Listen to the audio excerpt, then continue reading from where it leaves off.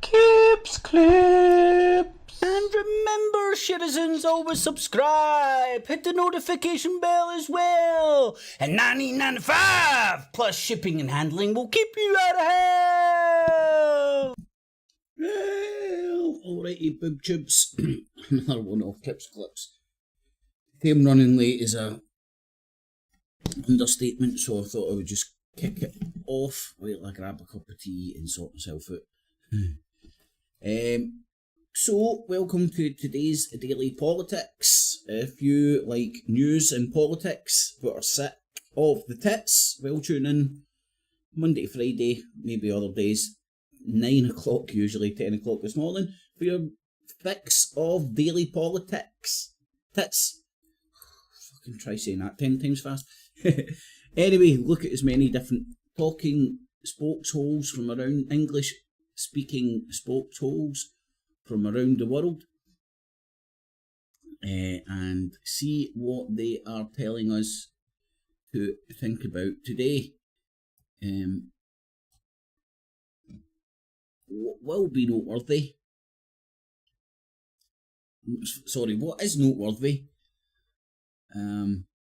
Is I'm talking shit.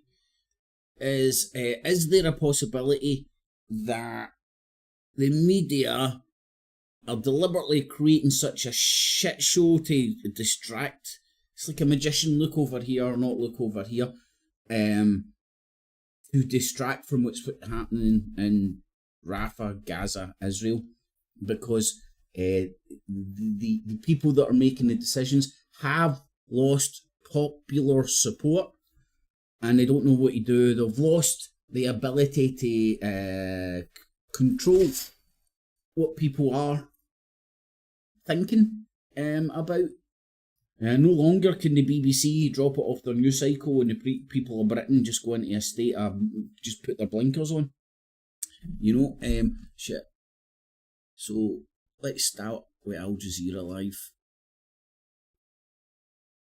As the war games are aimed at remote village. Here's the top of our news.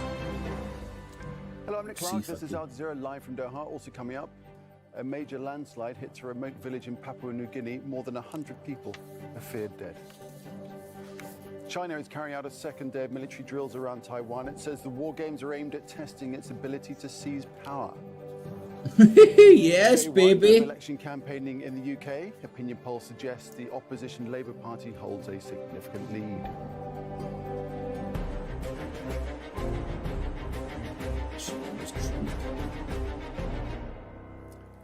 So yes, we start in central Gaza, where one of its main hospitals, Al-Aqsa in Deir al-Balah, has been given a lifeline just hours before it was expected to run out of fuel. These were the scenes inside the medical facility overnight, where many departments have been forced to operate in complete darkness. Doctors tending to premature babies just using the lights of their phones. Al-Aqsa Hospital has received enough fuel now to save it from collapse, but it's only enough to last a few days. Doberman is the spokesperson for Al-Aqsa Hospital and told us the medical facility could risk collapse again if more fuel is not. Nobody was expecting it. Shushaks calling an election so early. Although I did predict it with my bet, it was 5 days out. But the crossings are nevertheless, the amount of fuel are very little. That are not enough at all for a lot of these things have came at a very convenient time, and I'll draw your attention to something that I was watching far too much of back in the day, thinking I was saving the world at the time, the Syrian war. Which is not enough, because the hospital needs at least 5,000 litres of fuel every day. This will lead to the death of so many we need more shit. Israel ain't getting our shit. In the hospital. But what I want to draw comparisons with is what happened inside Syria and what's happening inside Israel and other areas, just that whole region in general. where they initially you getting hit with the new Hitler, the new Hitler, the new Hitler, the new Hitler, the new Hitler, and as the war drags on, and the West seem to be or have lost any initiative that they may have had. They seem to be losing the war. Not only the information war, the war for the hearts and minds, but on the ground as well. That started to happen inside Syria. And just slowly but surely you seen the news just wiping its hands off it. Oh, the new Hitler. It's Bashar al-Assad now. He gassed his own people. And it just poof, up a bit, down a bit, left a bit, right a bit, bang, and the shit is gone. Woo, the war is gone. Ukraine, my mom is like, you don't even hear that on the Western press anymore because it's just turned into a big quagmire moneymaker, man. And then that's what's happening in Israel. Anyway, I'm going to because it will be a battle zone, but a number of doctors, including the director of the hospital, has refused to leave behind wounded people in critical injuries and critical conditions until the military could afford them ambulances and to guarantee a full safe evacuation for those wounded people to at least to Al-Ahli Arab Hospital in the western side of Gaza City. Alongside that, Kamal Adwan Hospital has been attacked by the Israeli forces. At least 2 shells have targeted one of the buildings there, where those 2 hospitals mainly have been previously invaded by the Israeli army in the initial months of this military campaign, as they militarily managed to announce that they have controlled the north of the Strip. But again, battles are raging from the heart of Jabalia refugee camp. While here in the middle area, Al-Aqsa Hospital is the main hospital that is struggling with the very limited fuel supplies being delivered by the WHO and other humanitarian organizations, as it faces an ongoing, growing, enormous humanitarian medical pressure, where this hospital right now has received today 15,000 litres that could be barely enough for a couple of days. Then later they will start again to suffer from the electric and the power outages in this medical facility. So the striking reality for the vast majority of Gaza's healthcare system is that it's gradually collapsing as Israel is pressing on with its military offensive across the multiple areas. Yeah, baby. Tarek, you mentioned the north. The military objective is to starve and fucking starve the cunts out, innit? They might not be saying that, but it's, to me it seems to be pretty obvious. Internally displaced from Jabalia refugee camp. 100,000 Palestinians have been forced to flee from Jabalia to the western side of Gaza City. We have been talking to them within the past couple of hours. They say that we left Jabalia and we do not know where to go. We have no food. We are suffering to get a few access to sources of water, and no aid is getting into the north of this strip in light of the ongoing military campaign. And I want to mountain shite. To remind them not that even kidding you. People managed to flee from Jabalia, going to Beit Hanun, going to Beit Lahia, and to the western side of Gaza City. And now with the new military incursion that has been launched into Beit Hanun town, there are still hundreds of families trapped in evacuation centres.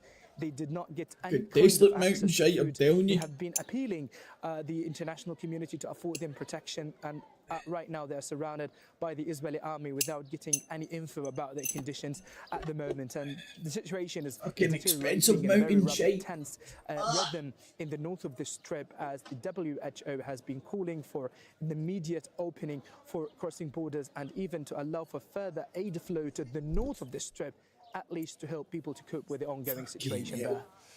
Tarek, all right, thanks for that update there. Tarek Abazoum from beleaguered Deir al-Balah in central Gaza. Thank you. The Israeli military says it's recovered the bodies of 3 captives held in Gaza. They were reportedly retrieved during an operation as I was saying, in the north. during as the Syrian war was banned Al Jazeera from ending, reporting within Israel, so that's why we're reporting from Amman, which is the capital of Jordan, and that's where when the Syrian war was so, Imran, ending, what do we know about these latest developments? or getting just took off the news cycle, as like we later become aware that it's still going on. It's just that everybody's entrenched. So they moved the news cycle elsewhere. So was we Shushak and Sapir Stammer just doing what they're told? Part of the punishment. like the show. See, all in all, it'd be better taking the British public's eye off of what's happening in Israel right now. Give them something else to think about. So we'll have a hard sandwich versus giant douche competition. It's just, honestly, it's just a thought, but it just, shit like that doesn't surprise me. It wouldn't surprise me. The Israeli army says with a Shin Bet intelligence unit and the Yahalom unit. So that makes 134 hostages. Most of those released in negotiation deals. 91 of those were alive, and we've got 18 that were actually killed. 3 of those were actually killed listen to a podcast I'm fanning about on OBS. So far only managed so to I've now release got 3 people push the right buttons in the right row alive. Now the Hostage Families Forum has also reacted to this news. They say it's very sad, but it just goes to prove that they need to send a serious negotiating team to try and get back the bodies or the people that are still alive. Did UK PM Sunak call the UK general election early? Thanks very much, Imran Khan, reporting. And just a reminder, Imran was reporting from Amman in Jordan, not from Israel. That is called the UK general election early to help avoid an Israeli total PR defeat, because they are losing the argument everywhere they turn right now. The usual Zionists over in America are out.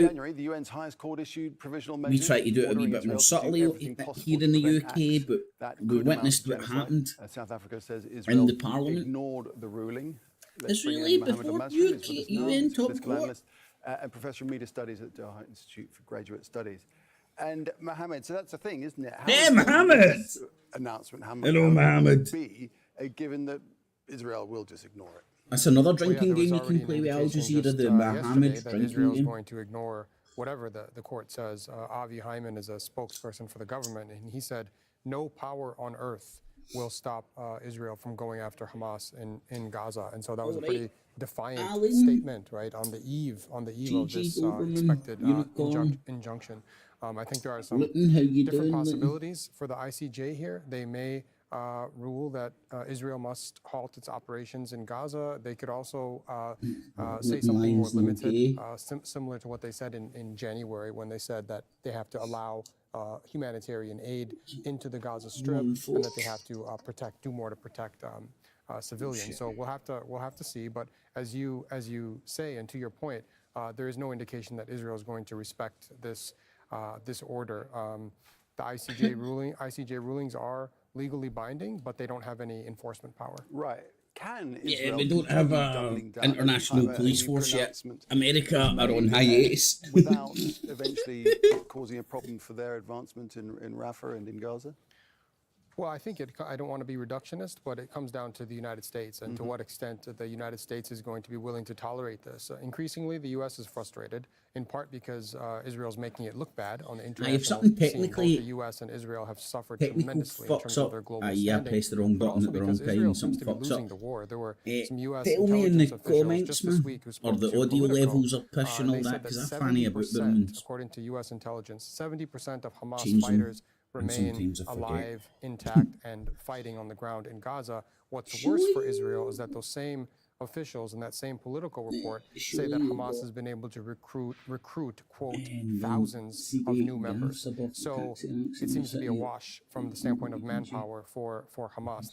Israel has not been able to make a dent in Hamas. See the gaffs above taxi ranks. The U.S. position, specifically that of President Biden's administration. See when I was younger, man. I mean, like, must have been Mike Johnson, 15, 16, going into the tune with my pals. Right. Well, so far there's no indication that the U.S. is willing to change course meaningfully, and it's I wonder if the place is still there, so I won't fucking name it just in case. But I swear to God, it was something out of a cartoon. Everybody, young boys used to go there because you knew you would get served drink, because it was a bunch of me.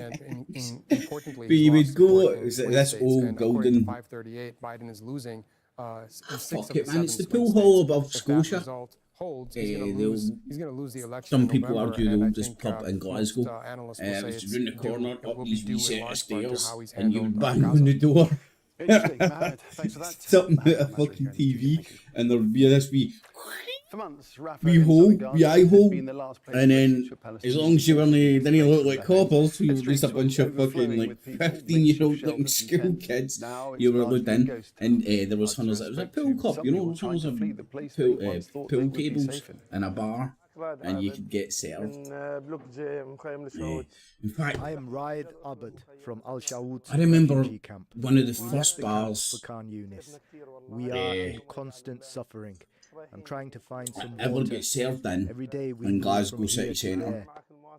There is nothing left And I for went us. there because it was my. Ongoing suffering that doesn't stop. The whole situation is very bad. Anyway, it was my Flies and cousin's mosquitoes are everywhere. cousin, Our my life is cousin-in-law unbearable. was family boozer. We And went he to always Rafah used to to work find there and drinking shit. water. So me and home mates went into town and on tour, and we ended up in I was that shocked gaff and when all I shady arrived in gaffs. Rafah. I Shady found no gaffs one. rock when you're I a young didn't man. You know even you're find going to get cats served. or Probably not dogs. anymore, There's no but market or I shops. would hate to think Every single that thing isn't is the closed. case. You can't even buy It's a no bottle longer of get water that to drink. experience being a boy, but acting that a Rafah used to be man. the best place Drinking in beer and Gaza. playing It's where pool. everyone and everything coming into the strip used to gather, but now it's just too much Another suffering. good place for that was the CDC club. You know, it's like all these like kind of social, weird, all these social clubs get really cheap booze. They still exist We're in straying. some places, We're and to be a good displaced. community. And again, you'd We need to get fear the members war to pains sign of you in and all attacks. that jazz. So if you I knew brought some somebody new that knew belongings somebody, for you my could family. get signed in. We need to live with the minimum in our hands. We're living under siege and under aggression. People used to live in houses and apartments. Now we live in tents if we can find them, and if not, then the sand's waiting for you to sleep on the sand. We're having to tolerate the freezing weather in winter and the hot weather in summer. After such suffering, I've no message for the world. I have only one word: enough. Enough is enough. People are dying here every minute.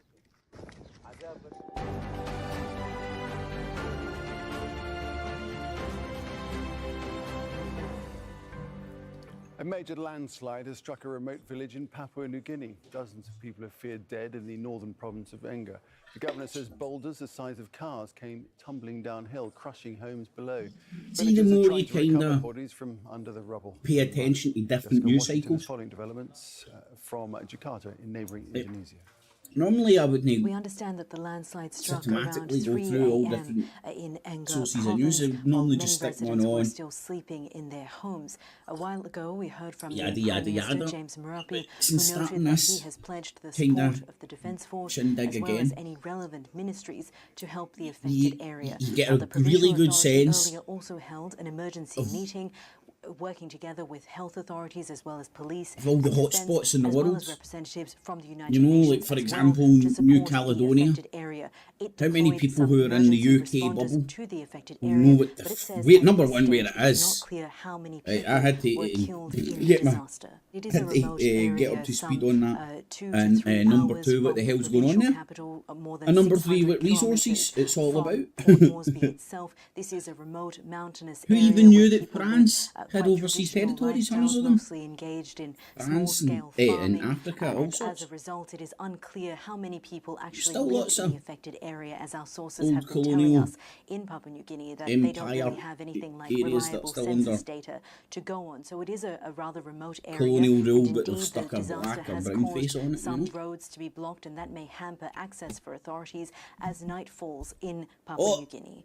Shugs Mo, if you're Still watching, zero workers you're in South welcome Korea's for the biggest and most valuable company protest for a the second tomato time in and weeks. balsamic We'll find out vinegar more. tip.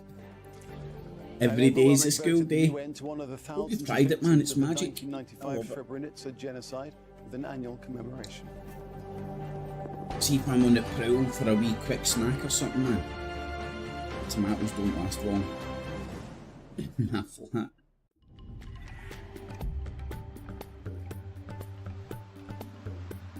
How was your steak, Gigi? Hello there. We'll start in Southeast Asia, where we Right, have so got what's some that? very What active time are weather we at? in the days ahead. A tropical So it's- system in the Bay of Bengal is chucking Must some be the very first heavy 15 rain minute at news. Indochina, with heavy falls I mean, I'm pretty sure this is aimed at an international market, if you get me. Very high, very high, very high. Those hot and humid conditions continuing, but there is the wetter weather that's starting to pull its way. Right, let's see what RT are saying to it. Well, not Members of Kiev's neo-intelligence, it must be applied to all. I can hardly even remember what fucking Gaza what they. Breaking news here on RT International. Russian authorities have confirmed that Ukrainian military intelligence was involved in the deadly terrorist attack on a Moscow concert hall 2 months ago. More than 20 suspects have been arrested so far. Sorry, guys and girls. The British Parliament hosts members of Kiev's neo-Nazi Azov battalion as former. Right, so who knows if that's true or not? It's not hard to believe, just with the way modern warfare is. Now, if there are people out there who, when you look into this, you come to the conclusion, right, well, hold on, man, there might be entities using people out there, might be folks out there,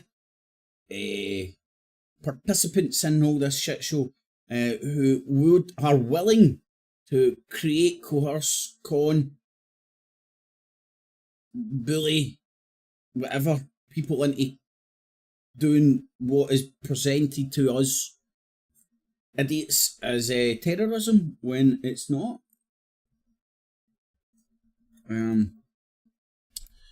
And these are just more examples. Oh, here's Boris with the Azov Nazi PM Boris Johnson calls them heroes. Woohoo! It's the single best investment. We need a hero. Calling up a repeal to the end of the night. They've gotta be Nazi, they've gotta be Ukrainian, and they gotta fight until the end of the night. And Joe Biden promises to send money to Africa to apparently sweeten a controversial deal with Kenya, which the US wants to conduct a police intervention in the crisis-stricken Caribbean nation of Haiti.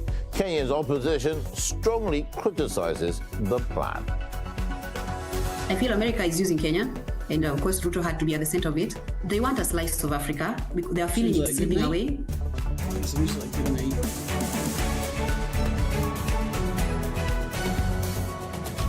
Live from our International News Center in Moscow, this is RT. Welcome to the Global News Hour. And we start with our top story this hour because Russian authorities now say that Ukrainian military intelligence was, in fact, directly involved in the deadly terrorist attack on a Moscow concert hall 2 months ago. 145 people were killed in that incident. Speaking at the meeting hosted by Russia's ally, Kyrgyzstan, the head of the Federal Security Service said an international terrorist group helped train the perpetrators.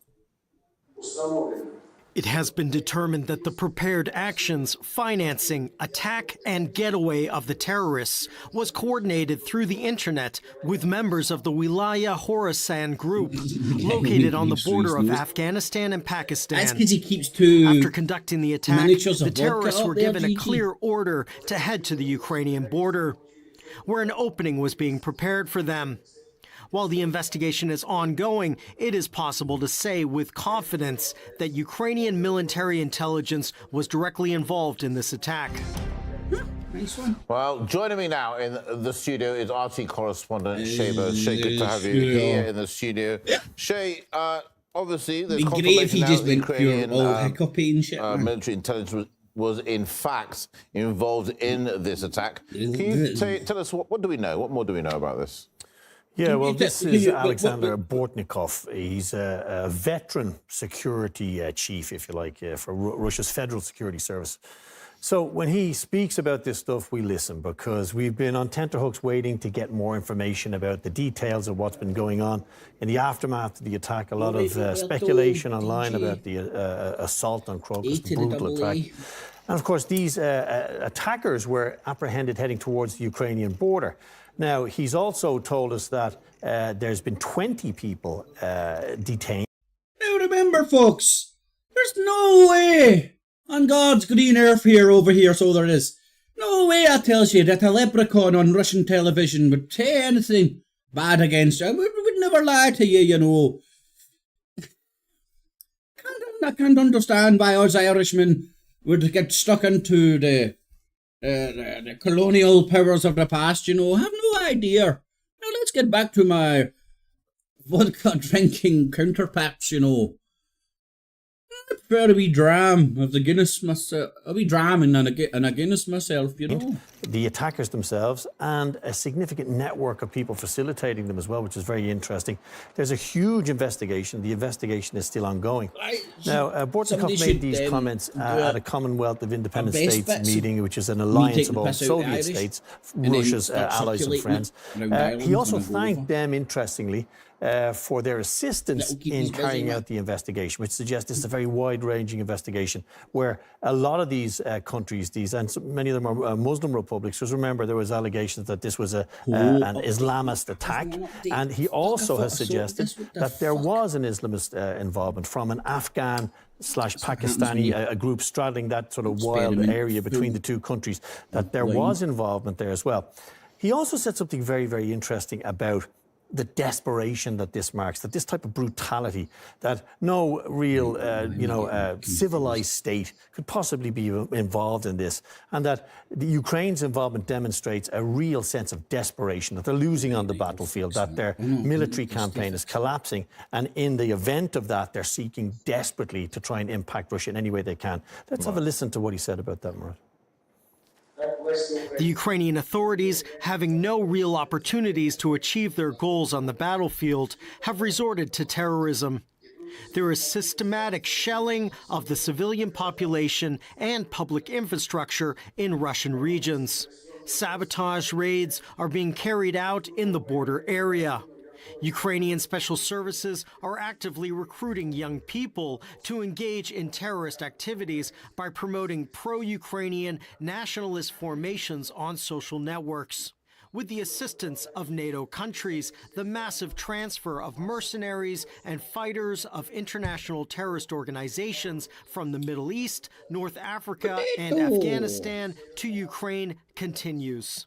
Some of them are used for further terrorist expansion in the Commonwealth of Independent States.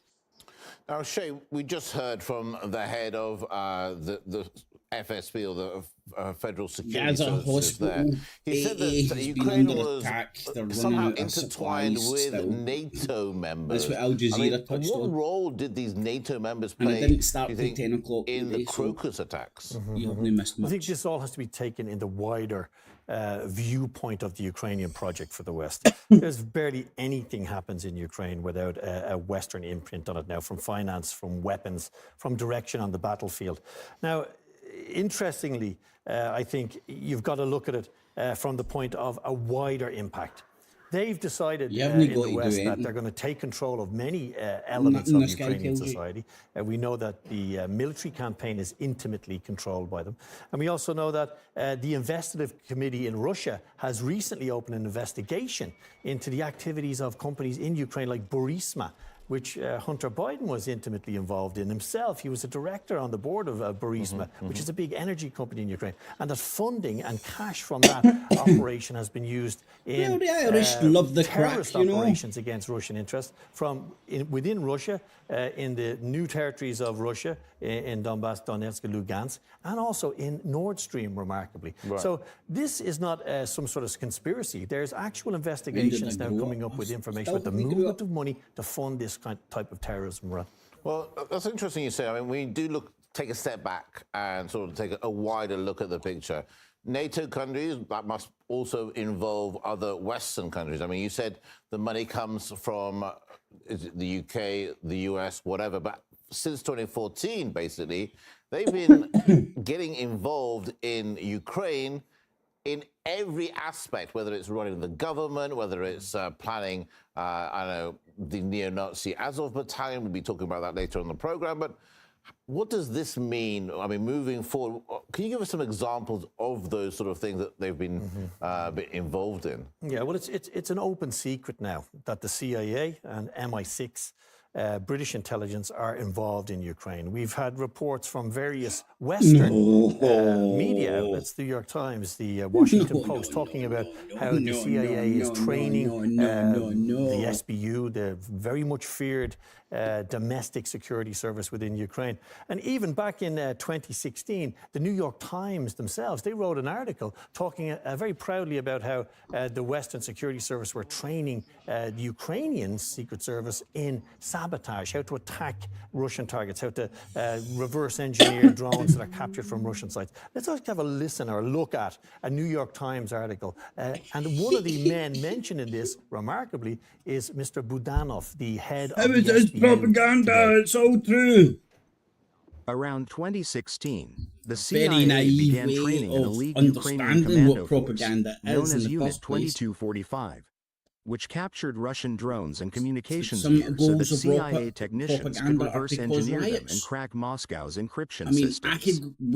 One officer in the unit was Kirilo Budanov, now the general leading Ukraine's military intelligence. And the CIA also helped train a new generation of Ukrainian spies who operated inside Russia, across Europe, and in Cuba and other places where the Russians have a large presence. Even though you thought you're picking munch and fucks, when that folk won the league there, we've still won more than you. That's making us better than you. Margarita Simonian revealed German officers talking about how they were going to facilitate and provide weapons and intelligence to the Kerch Bridge in Crimea.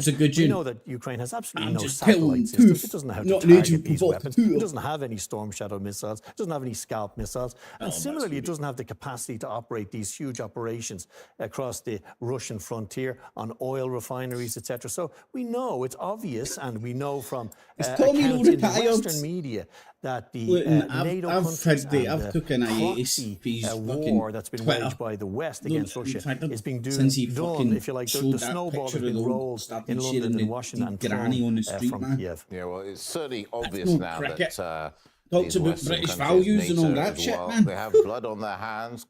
Very clearly. Imagine turning on your social media and seeing a member of your family, never mind your fucking granny or your ma, bleeding out in the street. Hey man, yeah, you get me, bro. Yeah, film it on your phone, you fucking donkey, bro. Yeah. Now, another shocking story, because British lawmakers in Parliament have welcomed and cheered for members of an infamous Ukrainian neo-Nazi group, the Azov Battalion. The Russian embassy in London denounced the incident as a sign of growing and anti-Semitism. Ukrainian war, I think that was before Russia Today was kicked off. Azov has gained worldwide notoriety, both for its widespread use of fascist Wolfsangel insignia and despicable war crimes against civilians. Could entertaining clear-cut fascists at the Houses of Parliament perhaps be a motive for the documented rise in anti-Semitism in the UK? The Azov Battalion was represented at a round table by servicemen who fought in the city of Mariupol and were former prisoners of war. The fighters spoke to members of the Tory and Labour parties about the struggle to bring home about 900 captured Azov fighters who are still in captivity. Now, former PM Boris Johnson took the floor to praise them as heroes and called Ukraine the best investment for Europe. It's the single best investment that we can make in the defence of the whole Euro-Atlantic area. Doberman, you try to tell me you support Boris Johnson then? On heroes such as the people who are here tonight with us from the Azov Brigade. Well, let's discuss this further. Joining me live is political strategist and campaigner, Mr. Anthony Webber. Anthony, thanks so much for joining us here today. Interesting news coming out of London, where we saw Boris Johnson there calling the Azov Battalion heroes. This is one thing I've noticed. What do you make of that? Somebody mentioned it in the chat earlier as well. It's sort of been played down a little bit in and maybe it's because I listen to too much of these talking heads with headphones on. You hear that wee bit more. It shows how sound quality deluded some of the MPs are, or sort of trying to ignore the facts. Because obviously people who can't breathe through their nose are very much overrepresented on TV and politics. I've noticed through they're trying very much recently. with this visit My theory goes, to the Parliament to try and theory downplay that. But the reality is there's no investigative journalism by the British mainstream media. Must be. I'm aware of one song's about cocaine, let's be honest. They've been designated a terrorist organisation in Russia since 2022 because of their activities and that the one you wanted me to come to? But it's just who's invited me? State of affairs. We've seen the former look what happened Minister Boris Johnson show his cards when all I did was by being the worst thing I'd done was mention that Tommy was a pedo. Not pedo, sorry. Service personnel mentioned that Tommy was a bigot to be sacrificed on the altar of his and asked him what colour Tinkerbell's hair is. And next thing I know, everybody that was like fucking high-fiving me and all that before Tommy came out, like, fucking had to get wheeled away with the cops, man. Ukraine and Russia over 2 years ago, and there could have been peace, and there hasn't been.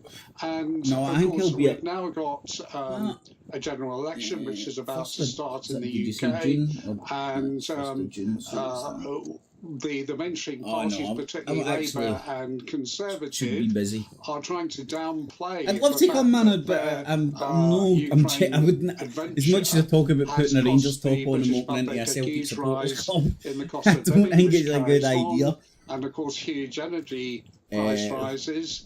And it's just very much hope that these issues will be brought into the public arena at the election. Might be watching there is a new party, the Workers' Party of Great Britain, which is hoping to field a few hundred candidates.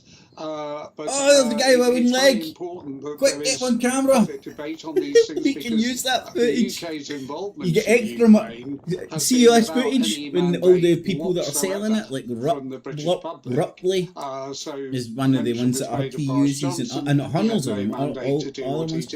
I imagine. It's also quite sad that I don't know this for first-hand experience, right?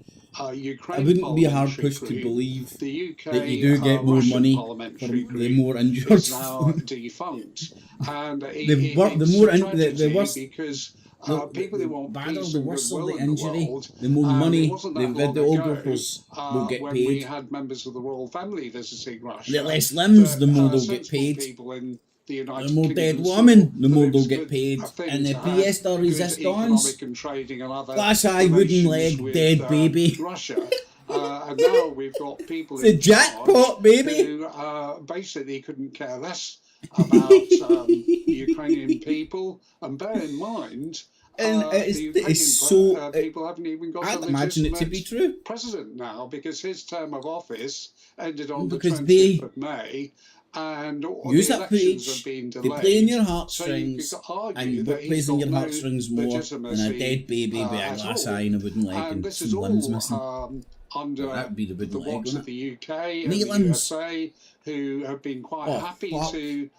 They actually done that in the Houses of Parliament recently. Delayed, yet we're rolled out the bionic MP, wants to be known as bionic MP. Freedom and democracy when they've got no freedom and democracy hands whatsoever in the country now. So this is why that is gallows this visit to the UK Parliament is a bit of an affront, because these people invited really represent pretty sure the sexist didn't take his sense of humour. I don't sort of agree that it sort of brings in anti-Semitism, because what the fuck?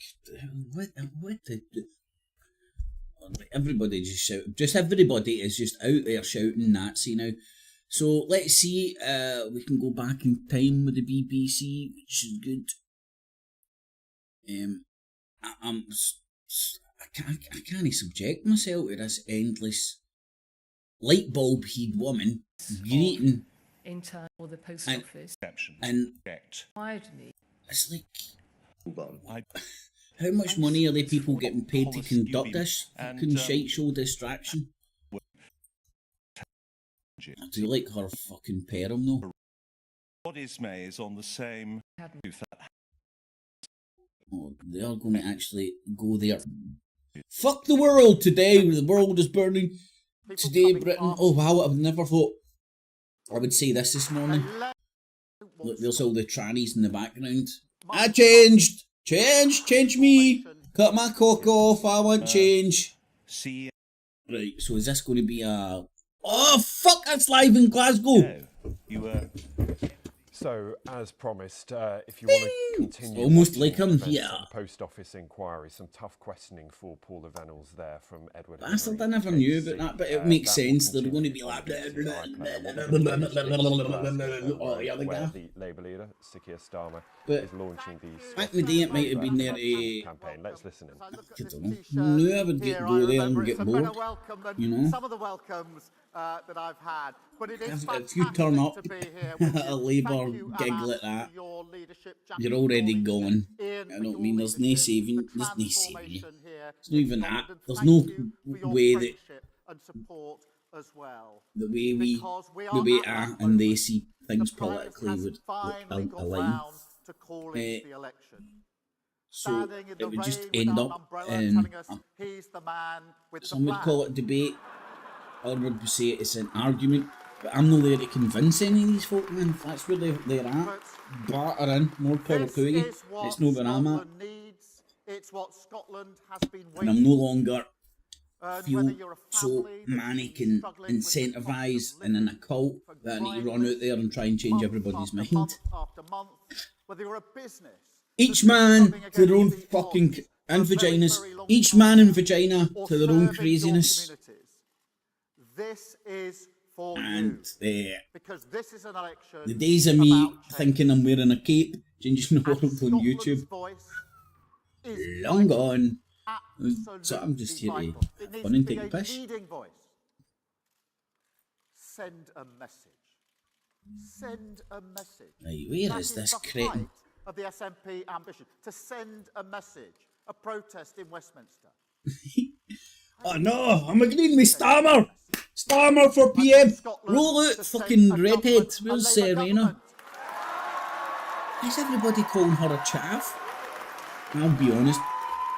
The thought of her being a chav comes more on that wee bit more. Right, where? A Labour government is that here. can stop the chaos and division, that can turn the page and rebuild Scotland. Oh, you must be close because I can hear a helicopter. Not today, wait. I'm close to a heliport, kinda. Chaos and division has cost. 17 years here in years on the gear. Round and round with nothing material delivered. 17 years under the SNP. 14 years in Westminster. Chaos and division, feeding chaos. Chaos, division. Change, and building. Cost. A human cost to that. Change. Oh, he's got his magic wand out. A food parcel farm just up the factory up the road. Please tell me you made a... Oh, the audio shit. Have enough money to feed themselves and their families. You're in my house? Scottish families, working people. Well, working, not working class. Have you noticed this change of language? Is it just me that's noticed this change of language? There's something weird going on. I can't quite nail it home yet, but it's like, you know, it used to be working class. And that encompassed basically everybody, even the ones on their arse, that didn't have fucking money to rely on, basically. It was hand to mouth. Right? That's what I grew up thinking working class was. He comes from the working classes, not the middle classes. They've got bags of cash to fall back on. Certainly not the upper fucking hoity-toity classes and the aristocracy. Also called, depending on whether you want to demonise them or not, oligarchs. The House of Lords is full of them, motherfuckers. Fuck you, Stammer. People coming after forget work my train of thought. pick up a food parcel because they couldn't afford to feed their family. These They legends. are paying a huge price.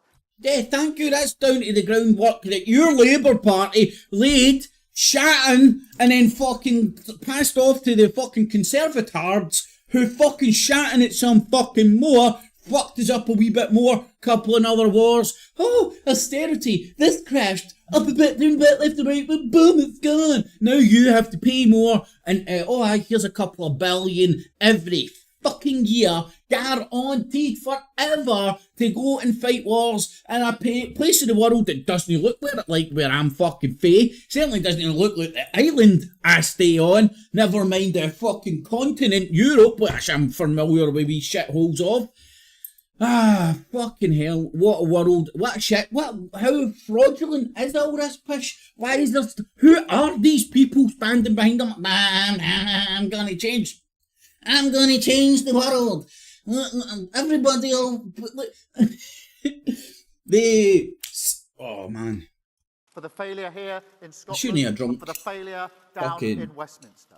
And that afternoon, Anna, Himalayan mountain shit. A 7-year-old girl Gets he not? etched on my head. I thought about it all the way home. Don't ask me to fucking say the name, mate. Just that guy! A few minutes from here, actually, I think we were. Wooden leg. Handing out food parcels, hell of a personality. She was really sparkly, incredible. And at the end... Did you fancy her, Kia? Did you fancy her? Did you? At the end of the session there, handing out food parcels, I did a piece to camera with an auto cue. And I could see her out the corner of my eye watching me. She was absolutely fascinated with what I was doing with this auto cue. She was looking at what the fuck is this weird looking motherfucker? You touched me inappropriate. Get fucking snap. Fucking snap that. Melted belly boot face. And then he's turned it into this shite. What age did he say she was? He have no idea who this guy. He was telling me that fascinated she was. You're like, who is this fucking weirdo? Fucking parading around with all sorts of cameras stuck in his thing, mate. And I first thought I was down here to help the fucking homeless. The cunts can't feed themselves in this brilliant fucking, in the 6th richest country in the world. So when I GDP finished, wise. I said to her, why don't you come? Why don't you have a go? And her words will stay with me forever. All right. It's actually called... I don't read, me. Well... I don't read, me. I thought about those words all the way... Oh! Wee girl! Right, we can't do the glass eye wooden leg. We've already done that. Right, let's make her stupid. That can work on a level. Aye. Come up to Glasgow and find a young girl who can't read at 9-year-old. You know, they aren't common. Where she'll like,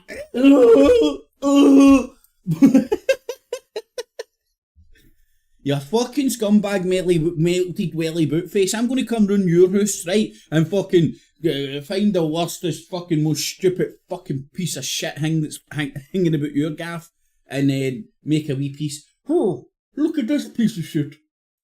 Fucking scumbag. London. I thought about those words all the way back home. I don't read. A 7-year-old girl. I thought about her, I thought about her future, and I thought about the cost that she is... You didn't think about her and her future, you're letting your wee notepad. Girl, can you fucking read? Need to remember that. That'll be good for a speech. No glass eye or wooden leg, but 7-year-old girl. Fucking... Paying for the failure here under the SNP and the failure down in Westminster. She is paying that price. And they will not change. The SNP is going to change. The Tories aren't going to change. Nazis. Only Labour. So damn, my uniforms in the post. Turn the page. Communist. And here's the good news. Uniforms in the post. You don't have to put up with it anymore. You can vote for change. Under our democracy, the vote now is with you to vote for change. And DJ, it wasn't a 17-year-old, mate. It was a 7-year-old. And Jackie and Ian. Thinking about her all the way in the train. Working with me, we together changed the Labour Party. Oh, 7-year-old girl. She can't read. Oh, she's stupid as fuck. It's for the opportunity to change Scotland and to change Britain for the better and put them I blame global warming, but seeing the last couple of summers, if you can call it this shit summer. And there's a wee horrible flies come up. Plagues of them now. Plagues of them. Again, and I know there are voters here in Scotland who wanted in the past to get the Tories out. No, I'm not for Prime Minister. I want to be completely dictator in chief. Well, we're a changed Labour Party, and we now have that opportunity. I get more people at my election box. This is obviously going to happen. Then the government sanctioned one, and then people decide to make me dictator. For a specific time. It's not like you're a dictator and you just stay there. It's an elected dictator. So people elect a dictator to carry out their will for X amount. None of this parliament shit and all that, you know, bunch of fucking pigs at the trough bumping their gums and sweet Fanny Adams gets fucking done. So you'd have a dictator to carry out the will of the people. With modern technology, you could have direct democracy. Look at this polling shit and all that. Look how secure your, mostly secure your banking is. With jobs here in Scotland. Now, not far from here, a few miles away, you will know Whiteley's wind farm, up there on the hills. I've been there, an incredible place. Shit, I was trying to find out where he was so I can get my drones out.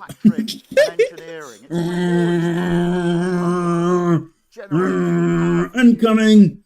Oh no, it's a kamikaze drone coming for Stammer. The CEO. I said, how many of these were built in Scotland? And the answer? None of them. Not one. They'd all been towed in past working people in Scotland and put together. That's the price of not making your economy the priority. And we're not prepared to pay that price under a Labour government. You must be able to find out where that is to go to it. Fuck you, Labour.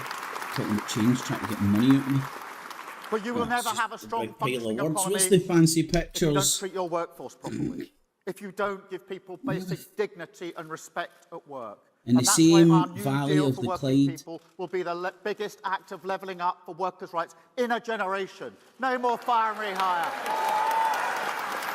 No more zero-hour contracts. Make work pay. Oh, look at his fucking choreographed it as I put that up your sleeve for later, you fucking... And as Anna has said, our other plan, Great British Energy, a publicly owned company investing in clean British power and based here in Scotland. Yay! Labour are going to build hundreds of nuclear power stations in Scotland! Woohoo! Although I actually do agree with that, to be honest. Nuclear power, man, is the way forward, motherfucker. It'll keep all the green motherfuckers at bay as well. And we won't rely on anybody else's shit. Let's just fucking be world leaders in new nuclear power stations, going a massive bit. Yeah, so here I'm in. I still want you to die tragically so we get Rayner and his PM. So win the election, then we'll assassinate you, and then we'll get probably the best looking Prime Minister there's ever been. It's not a strong field. I get you, it's not the Grand National. When it comes to the looks department, we heard that Sky News woman tell us yesterday, it's commonly known that politics is show business for ugly people. It's self-evident.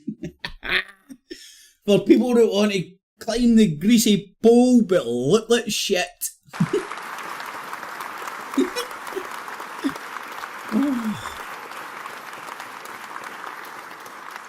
Jobs in Scotland keeping prices down across the whole country. So there's a choice at this election. You could actually see it as shit, but continuing with chaos and division and failure. It's genuinely or the choice organically sourced, 100% natural and organic. Chaos and division that is doing so much harm. of pure turning the Himalayan page and bringing the change that we need here in Scotland and across Britain. And rebuilding resin, across Scotland spunk, and across Britain. shit, That's the all of the choice above, of the that's what next it tastes election. like. If you want change, you have to vote for it. Thank you so much. PJ, what do you mean a Scot PM? Tony Blair, David Cameron, To the spark of the star. Brown. What's his name again? I was going to say Scott Brown, but I think that's his name. Cheerer of them all. Hello. Woo! Okay, look, all photographers and Labour Party members, that's all that's there. Woo! Who's that cunt? Oh, that's the Labour guy in them. That's the Labour. Yeah, right, where is that? Thank you, brilliant. At the BBC building or something? So we're just going to step away there from the Labour leader because your launching cameraman seems to... Scottish Labour's election campaign. It's a really busy day here at BBC News. There's a lot of things and a lot of moving parts for you. So that's what's happened in Glasgow. Need to cancel my drones now. The Scottish Labour leader to outline their plans for this election campaign. And as we saw on those placards, once again, the message, quite a simple one. They say it is time for change. The thing you can also see on your screen there is the final day of evidence being given by Paul Venables at the Post Office inquiry. Some pretty tough questions being put to her. Again, it's the deep state Illuminati pointing me. Let me show you what I mean.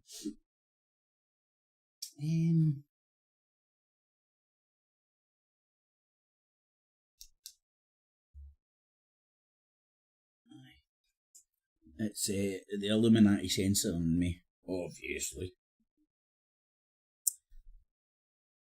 That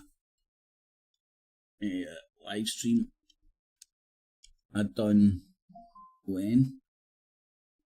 I'm sure there's a date there that I can't even... Right, the 20th. So when was that? 4 days ago? So Monday or Tuesday has been age restricted. Now, they don't tell you what content it is, and there's no way I'm sitting through fucking 2.5 hours of my own shit again that I've recently just done. But it's just age restricted, and ultimately what that does is, algorithmically speaking, it makes it less available to people for obvious reasons. It's just fair, and this got done last night, coming into today, whatever, during the night. So it's way after the fact. They're not stopping people seeing it, just age restricting it. Just allows the algos to put it blacklist it, if you want to call it that. I don't know if you can see that. 18 only.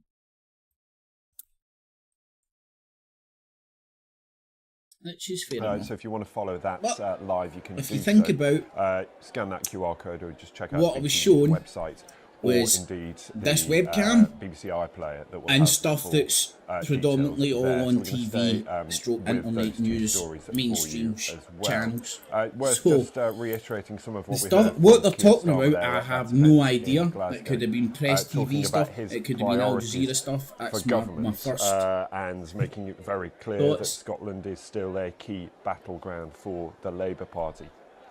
He says he's glad that an election has finally not a normal Glaswegian in sight. What Scotland needs. It is what Scotland has been waiting for. This is an election about change. Scotland's voice, he says, that's what you call vital. fur coat We also and saw no and fucking heard knickers. from Scottish Labour leader Anna Sawar. Where's a member of the Great Unwashed? Where's like fucking any support for this cunt? Keir Starmer have worked, quote, day and night, so the party is ready. I mean, I think the SNP could even muster up a wee bit better. Slightly rocky pictures for you, but we'll give you the very latest on what we hear. There's one line of breaking news that I also want to bring you to, and that's news that you saw on screen a little earlier, that the child serial killer Lucy has lost her bid to overturn her conviction for murdering 7 babies and trying to kill 6 others. She was found guilty last year of killing 5 baby boys and 2 baby girls at the Countess of Chester hospital. Let's talk to our correspondent Judith Moritz, who's in the newsroom for us in Salford. Judith, a significant development this morning, and just remind us of some of the background to this case. Fucking no thanks, man. I've already heard. Prevents us from giving you the full background to the case, really. And what all right. I would like to tell you the fucking tragic details of this fucking thing. But we can't because the court order said that is fucked up. There's no need for you to go around the details. It'll probably, the family of all those babies and the family, etc., could be watching this news because they're interested in the facts of it. And to go through the atrocious details of that shit. Instead, it serves no purpose other than fucking fear and titillation. And they wonder why there's hundreds of freaks bouncing about fucking thinking they're... what do they call it? Something detectives. Is it armchair detectives or something? And doing all sorts of stupid shit and bodies turning up left, right and centre. Everybody's like got the Clockwork Orange thing and it's like, oh, here's another mutilated body. Here's another one. Police said that they had refused her leave to appeal. Times that don't give you the new join. Denied permission to appeal. Oh, I'm shocked. And said, and then back to the light bulb head. Getting asked very polite questions by very polite people that you had been, who are all getting paid shed loads of money, every one of them, to do that. Oh God! All right, is it going to go to this live? Things that Rishi Sunak promised. You'll remember that one of the things that could have been his legacy was they're one of the most annoying Scottish accents ever. It makes me want to cough. To legally buy cigarettes in the UK. Well, that's not going to happen now because you hear somebody talking to do it. It's going to be junked at the end of the day. And although Rishi Sunak says he's committed to it, if he's not Prime Minister, he won't have the chance. Taking the piss out my fellow countrymen.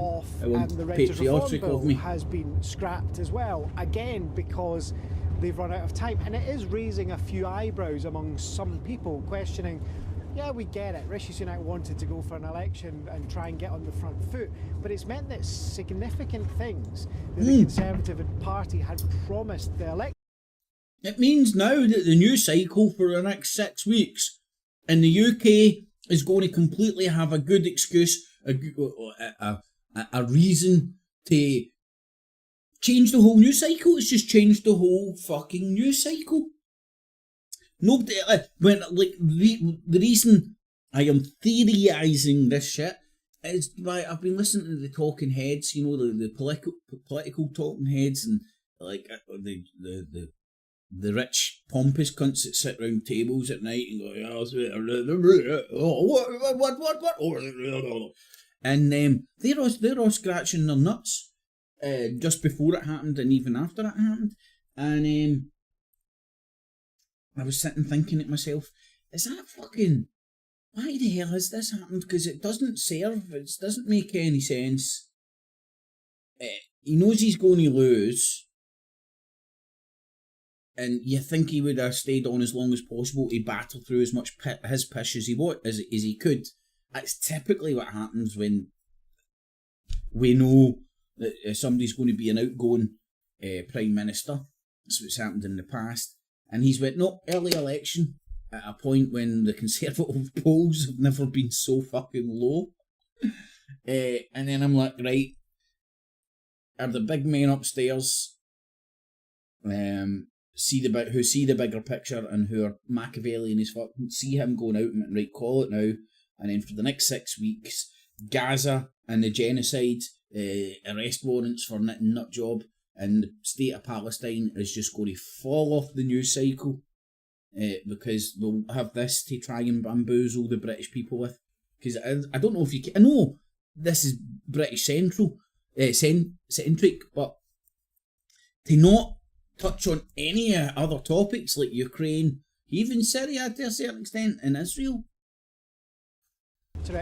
are now just not going to get through. He's not going to be able to say at the general election that we delivered that. Did they have the like messages, a Ben, you're going to hear news? hammered over the next few weeks from Rishi Sunak are about the economy. From you? Thank you for now, Nicola Debet, travelling with the Prime Minister. Let's take you to Eastbourne on the south coast. Layla Nathu is there. And Layla, you're travelling with Ed Davey, aren't you, the Liberal Democrat leader in Eastbourne? And yeah, we're at his campaign. Lib Dem is then promised think themselves as the news. Well, what happened with the end of the time of it? Talk about our news. Let's see if we get some fucking news.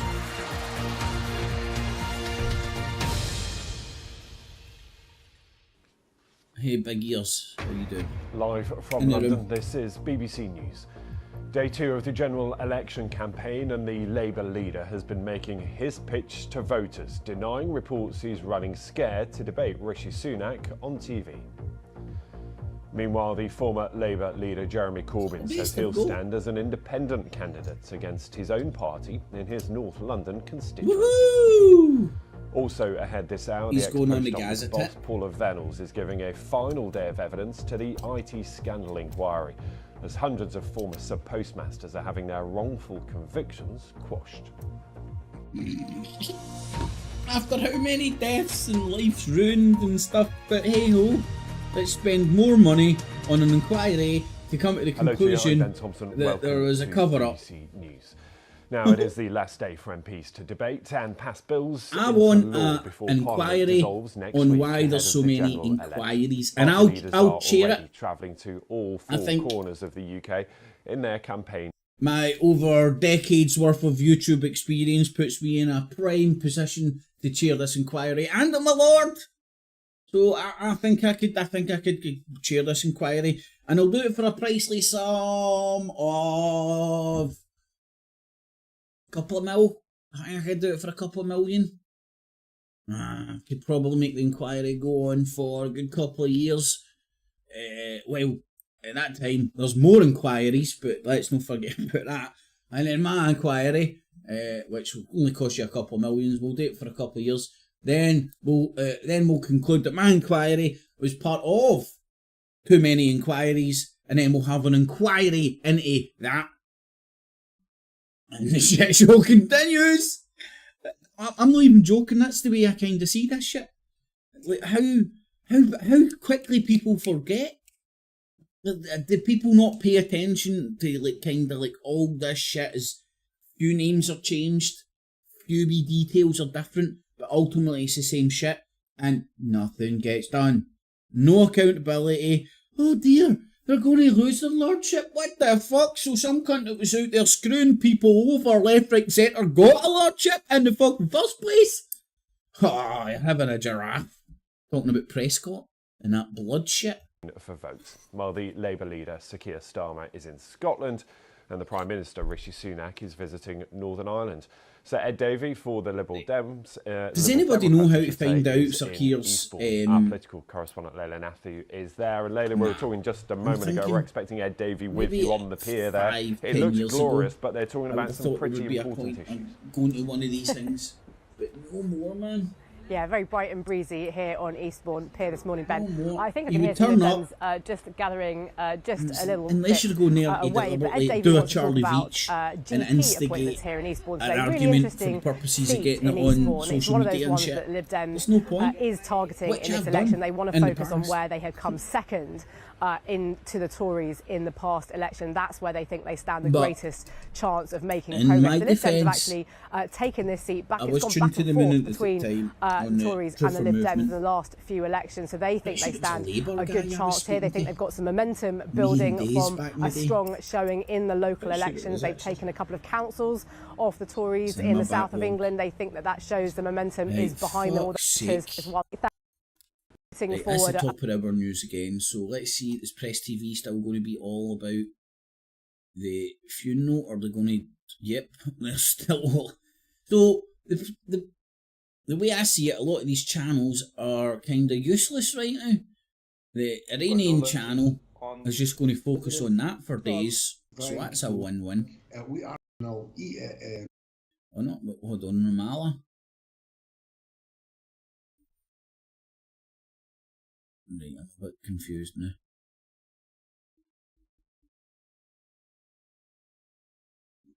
Right, pretty sure this is tragic helicopter crash. Separate funerals were also held in different cities for the. Right, there we go.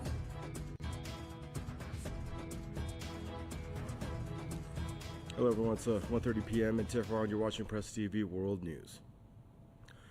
And now the Iranian President Ebrahim Raisi has been laid to rest in Imam Reza Holy Shrine in the holy city of Mashhad.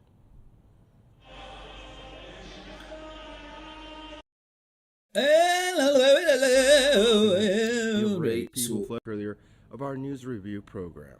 Political science from Birzeit University, from occupied Ramallah, and Said Mudassir Rizvi, from an executive member of the Assembly of Scholars of Jammu and Kashmir, joining us turned into from occupied Mecca. Ramallah. Hello, gentlemen. I'd like to welcome you both to the conversation here. I guess we'll start with you, Professor Nimmer, in occupied Ramallah. Your thoughts on the legacy that President Raisi leaves behind and the amazing outpouring of millions. Easy fact. Head of dry.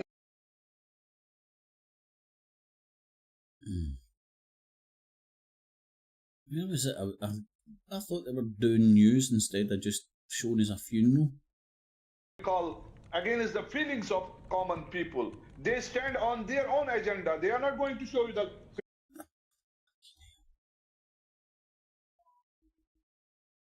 Right, let's even see. No, Sky News is going to be the fucking same. Right, let's go. See what Germany's saying here.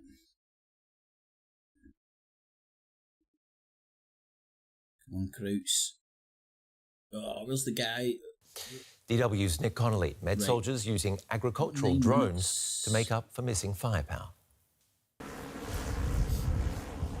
You have to get a feel for it. Flying this thing is Ukraine. like leading a cow over ice. Symptoms now with medication. That's the most important thing. Our aim for this treatment is end-of-life care with symptom management. Scottish. Rule the world. The patient's breathing is back under control. It's on DW. Next, DW News. The German way. Conflicts, crises, wars. Everything is connected. Mapped Out shows the geopolitical reality beyond the borders. What makes things the way they are? Mapped Out, navigating a changing world. Now on YouTube.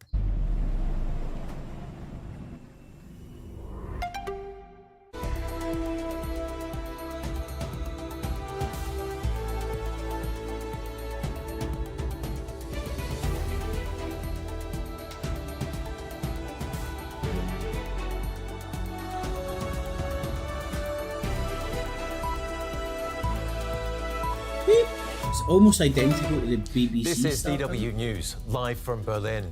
A landslide in the middle of the night kills scores in Papua New Guinea. Dozens of homes in remote villages were flattened, with families buried. By morning, the damage was clear and the death toll mounted. There. Beijing practices seizing power in Taiwan.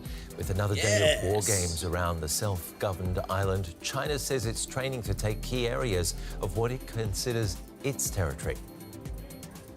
The White House rolls out the red carpet for the president of Kenya and announces an upgrade to diplomatic relations. Woo! And Ukrainian soldiers convert agricultural drones to help fend off the Russian advance. Our correspondent hears how improvisation has become a vital part of the war.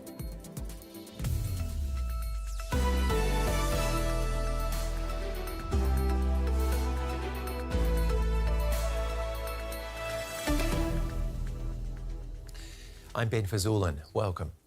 More than 100 people are feared dead in a massive landslide in Papua New Guinea. It struck around 600 kilometres north of the capital, Port Moresby, at around 3 a.m. local time. Authorities say 6 remote villages were hit by the landslide and that emergency response teams are assessing the damage. An important road is blocked, reportedly, raising fears over the supply of goods and access to the affected areas. China says its military drills around Taiwan are a test of its ability to seize power over the self-governing island. It's conducting 2 days of large-scale war games in the Taiwan Strait. Chinese authorities call them punishment for what they dubbed separatist acts. The drills come just days after Taiwan's new president, Lai Ching-te, took office and called on Beijing to stop its intimidating behavior. Taipei has scrambled jets and put its land and naval units on alert. I asked journalist William Yang what makes these drills different from previous ones. I think, first of all, it's very important to note that this drill was suddenly announced yesterday at 7 a.m. in the morning, which basically was less than an hour before the People's Liberation Army began. I remember seeing his face before and just genuinely thinking... William Yang, what makes these drills different from previous ones? Right. Be honest, what age would you say he is if you were to just see him on the street or whatnot? I honestly would not put him over 16, 18, I wouldn't even say 18-year-old. He looks pre-pubescent. He doesn't look like he's ever had a hair on his face in his life. Has this guy been having puberty blockers? Is it a guy? Is it a woman? Fuck's sake. 15. Aye, has that fucking... And he's a journalist? I think, first of all, it's very important to note that this drill... Right. William Yang? Told he's Scottish. Told you we rule the world, man. Like, even the 15-year-old Asian looking man's... Oh, too many Yangs in the phone book. Two Wongs don't make a white. This is Roberto's joke for yesterday. Right, so that isn't who I'm looking for.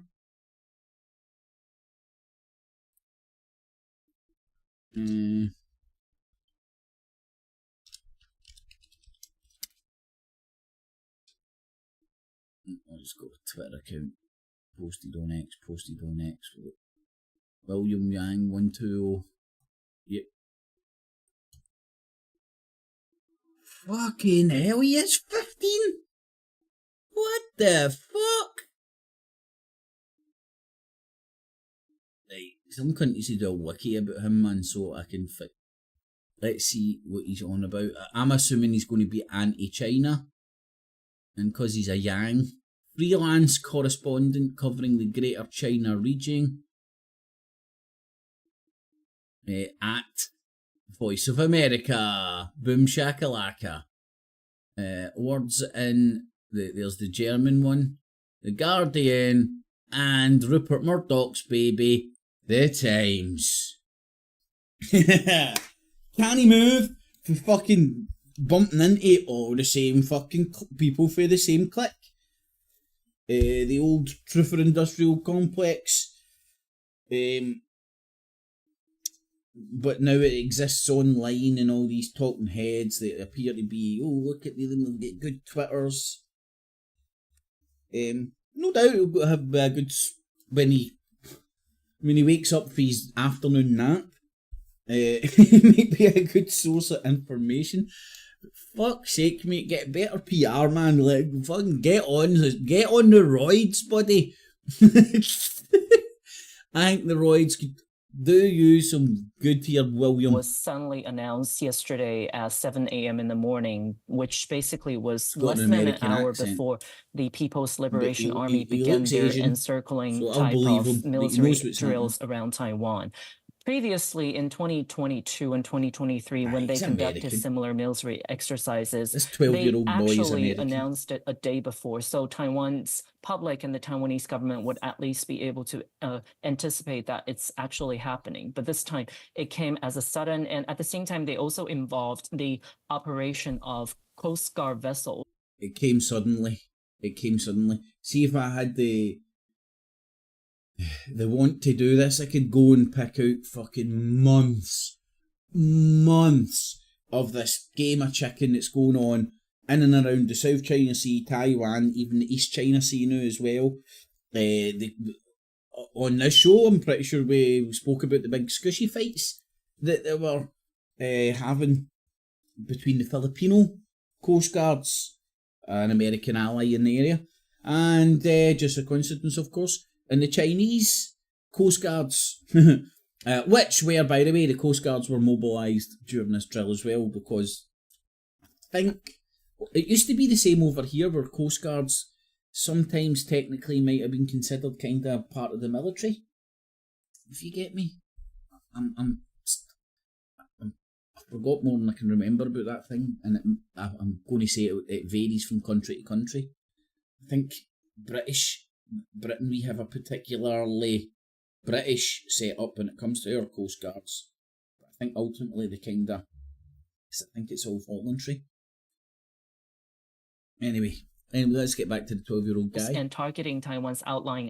Maybe this is the 7-year-old girl that Keir Starmer was fantasising about on the bus. Islands. This is a little bit different from the previous two times of the similar military activities in 2022 and 2023. How are Taiwanese people reacting?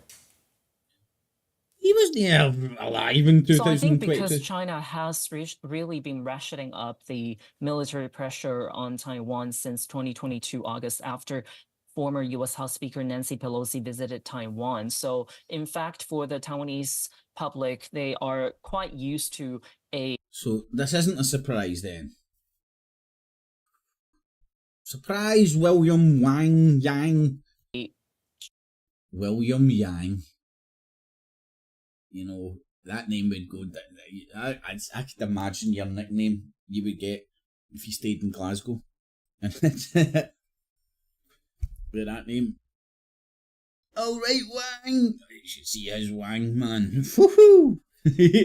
Very definitive and also show of force type of Chinese threat. And because this military exercise is much shorter compared to the previous ones, so in fact, most Taiwanese people just went ahead with their lives as usual. And even the stock market yesterday didn't really got affected by the news and the military exercise. And William, what's this mean for the new president? I think this basically is a very serious warning to him that compared to his predecessor, his government is very much likely going to face a repeated and even a larger and more threatening type of pressure coming from China. And because the exercise was named as a joint exercise A, so it's hinting that maybe there will be exercise B, C, D that follows this one. And so I think for him, only coming into power less than a week, this is something that he will have to factor into his governance. And at the same time, Taiwan's domestic situation is also pretty divided and turbulent right now. So he definitely will be facing both domestic and external pressure at the same time. A tough job in turbulent times ahead. Journalist William Yang in Taipei. CIA stooge. maybe he's been in the CIA since even younger, boy. 4 villages close to the border with Armenia. Sounds American. It's part of an agreement between Yerevan and Baku. Last month, Armenia said it would return uninhabited villages to Azerbaijan. Both sides see it as a step towards peace between the two countries. At least 4 people were killed when the roof of a restaurant collapsed on the Spanish island of Mallorca on Thursday. More than a dozen others were injured. Rescuers are still searching the rubble for survivors. According to the police, 2 German nationals are among those killed. An explosion at a chemical factory in India has killed at least 9 people and injured more than 60. Officials say the plant's boiler caused a fire that spread to nearby factories and houses in the western state of Maharashtra. The White House has thrown one of its biggest ever state dinners to honour Kenya's President, William Ruto. The African leader is on a state visit to the US, filled with pomp and circumstance. President Joe... Right. What natural resources does Kenya have? Call me ever the skeptic, right? Are they going to be one of the titanium, steel, gold, iron, gemstone, wildfire? What? Wildlife?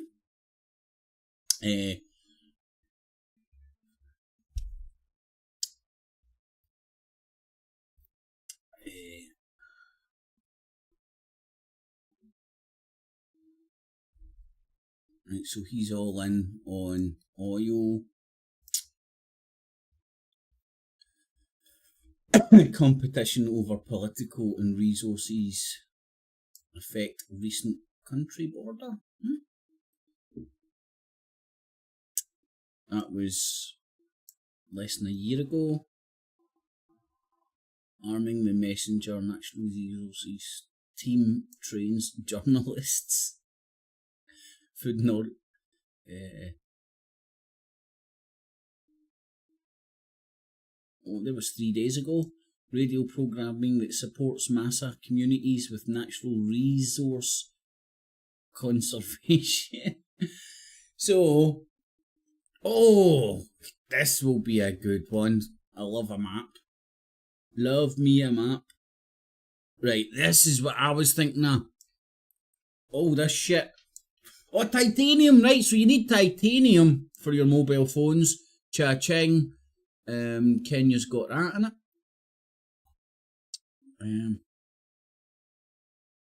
I've lost that page.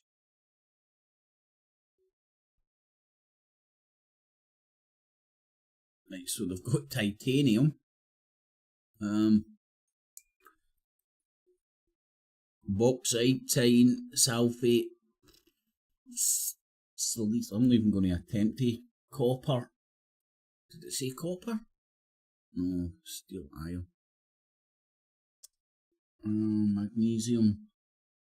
Cobalt, that's the one I've came onto my radar a few times. Graphite as well.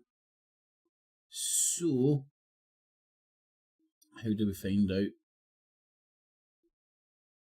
who has what? Kenya's over here, innit? That's Kenya. Does Kenya have titanium? Right, so that makes sense. So Kenya has titanium. That's off your mobile phone. So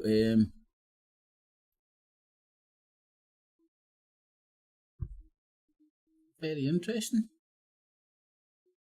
I wonder who's treating all the Africans as like dafties and getting them all to kill each other while they run in and rape their countries and all this shit to keep our iPhones coming from China. Because China needs to keep producing the iPhones. So they need all this shit as well. That was well worthwhile. Joe Biden is working to further US interests and counter-growing Russian and I just Chinese thought you liked the influence guy, you know. But then I was like, I don't want to scratch beneath. First it's a African Terminator. leader on a state visit to Washington in 16 years. That's William embarrassing. Ruto's trip is a sign of growing. It's Mr. Burns. Remember Mr. Burns, the way he used to walk? It's like, fuck's sake. Importance of the continent, home to more than 1 billion people. Kenya has long been one of the United States' most important allies in Africa, and its status is about to get even higher. Good afternoon, everyone. Please have a seat. I'm proud to announce we're working with Congress to designate Kenya a major non-NATO ally. That's a fulfillment of years of collaboration. Ruto's visit is being closely watched back home, in a region hit by political turmoil. The US and Kenya may be divided by distance, but their leaders say they are united by their values. Yeah, the value of titanium.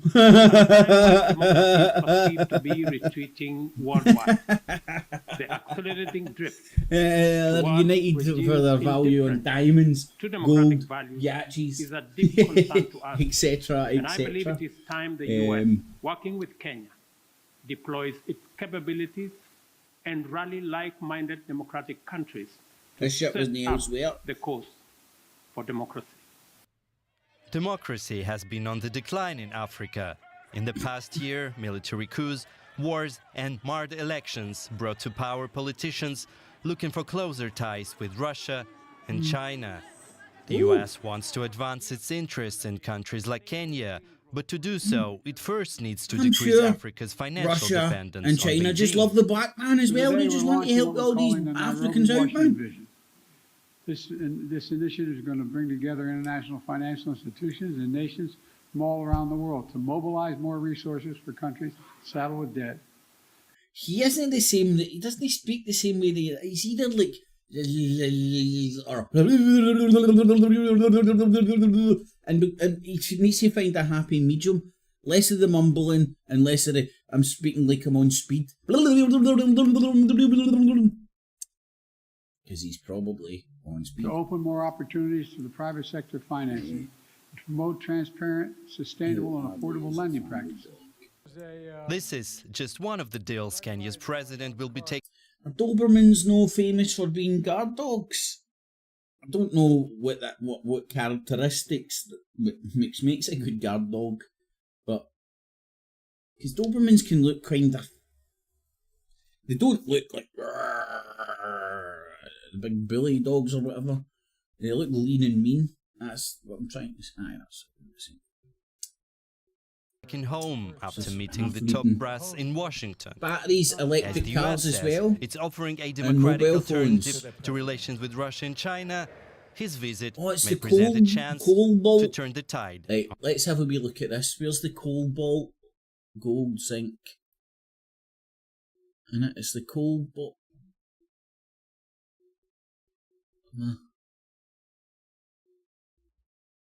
Right. Cooking coal, titanium, gypsum, salt, petroleum.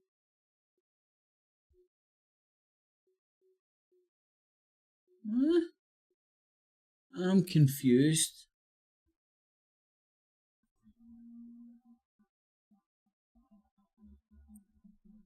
Cobalt.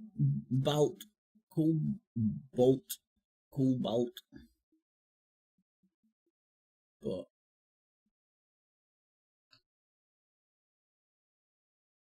because China needs a lot of that, and if they secure a lot of the resources they need for their electric cars, which they already have, by the way, that's why they've been having such.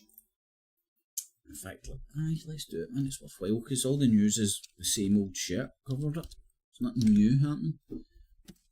China and Africa map. They were in Libya before NATO turned it into a dust bowl. They had their own wee cities and all that jazz in Libya because they were doing infrastructure programs with Gaddafi, and they brought in a lot of their own builders and all that jazz. So they built them their own cities, and they were the first out of Dodge when NATO invaded that country. Don't know if you knew that. No data. So there's no data. Is that Libya up there? Hold on. Is that Morocco? I'm going to embarrass myself by. Hold on, there's a map down there. Most comparative debt to Chinese. Established Chinese bases, possible site for new bases. And what's that? Right. Ports with major Chinese investment. Right, so all the wee things, so that's all the regions. Djibouti, open 2017. That's strange because the biggest American drone base outside of America is in Djibouti. That's the Seychelles. So Chinas are everywhere, man. All over the west, all over the west coast. Good few ports on the east coast.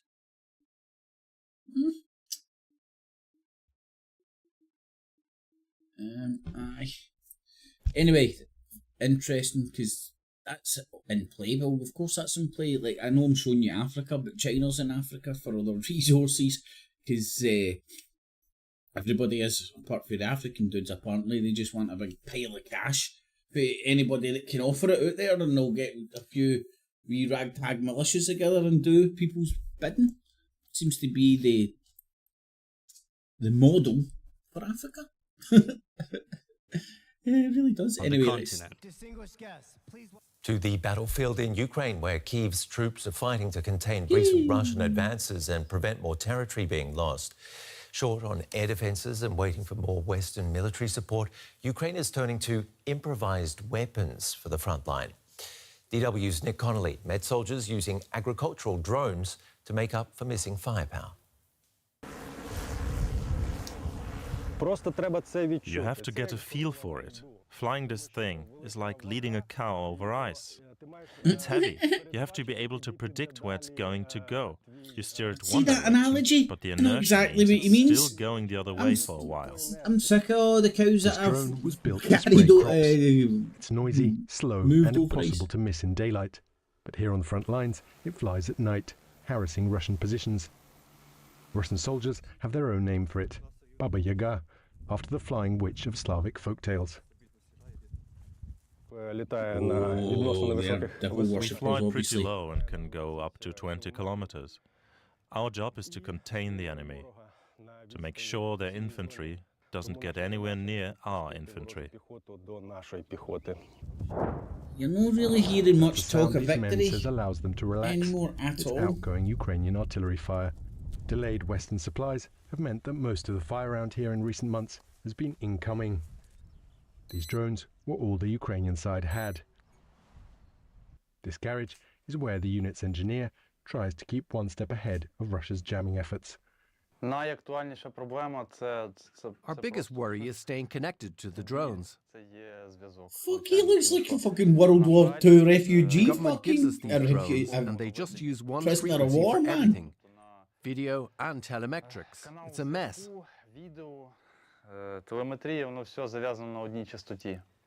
They've given us a civilian product. It just doesn't work under real-life conditions.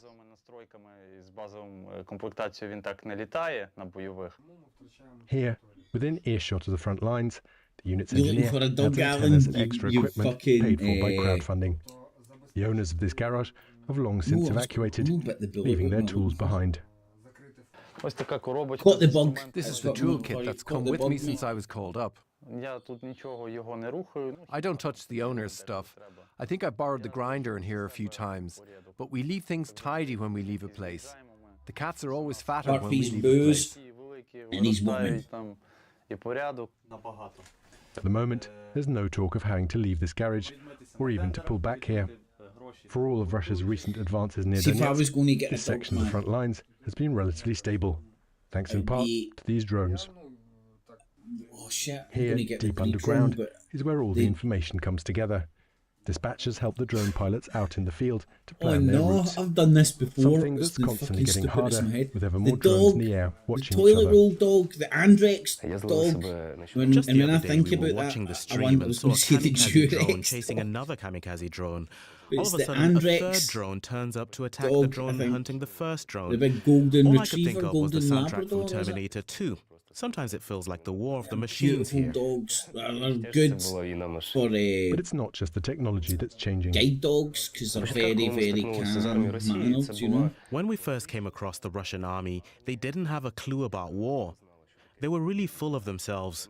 They would always use the same tactics, which we knew from A to Z. It was easy to catch them out with a bit of creativity. But as time passes, there are more and more mobilized civilians among their ranks, and they bring their own ideas, to the Russian army. Not only are these Russian conscripts bringing their own ideas, they're also successfully copying Ukrainian ones. And they're doing I think Russia will import. Struggling to match. Ukraine could import. We also spoke to DW's Would take mercenaries from anywhere Kyiv right now, about these improvised drones and how they've shifted the tactics of the war. They ain't got the numbers right now. Over the last 2 years, drones have really changed the way Border Collie, this war is they're being beautiful changed the dogs. situation.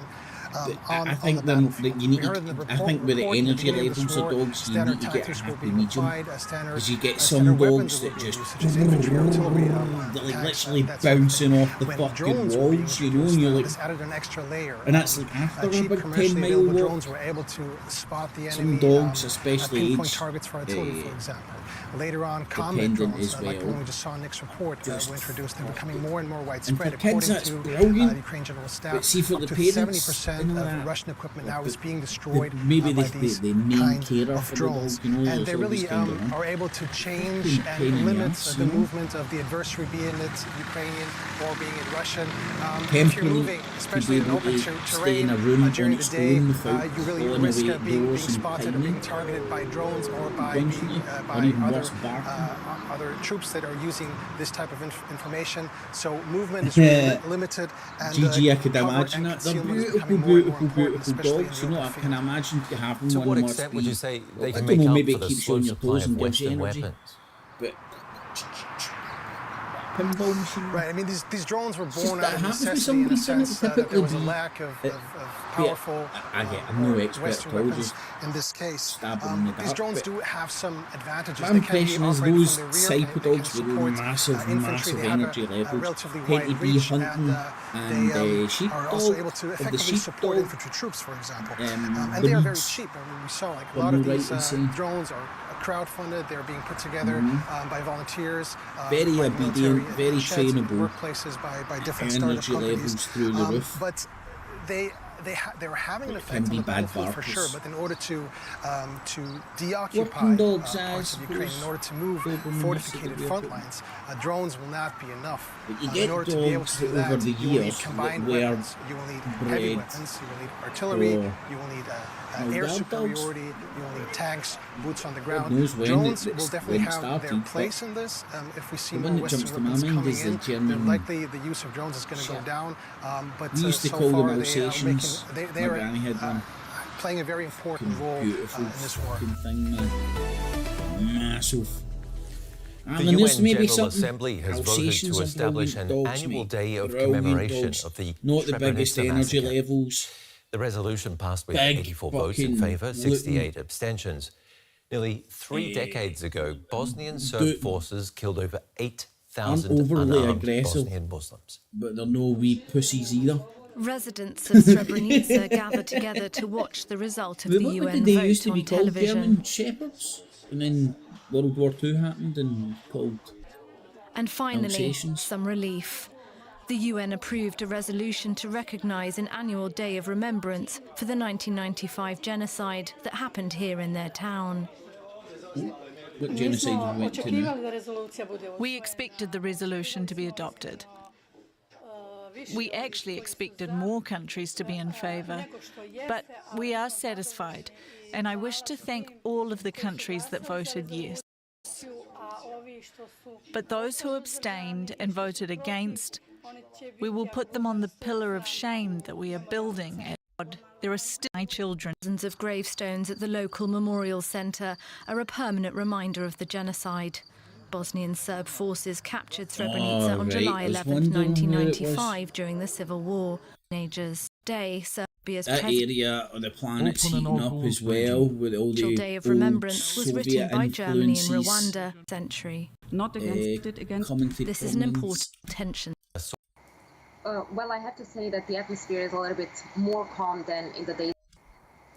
Well, I have to say that the atmosphere is a little bit more calm than in the days before the war. There is the finally won this.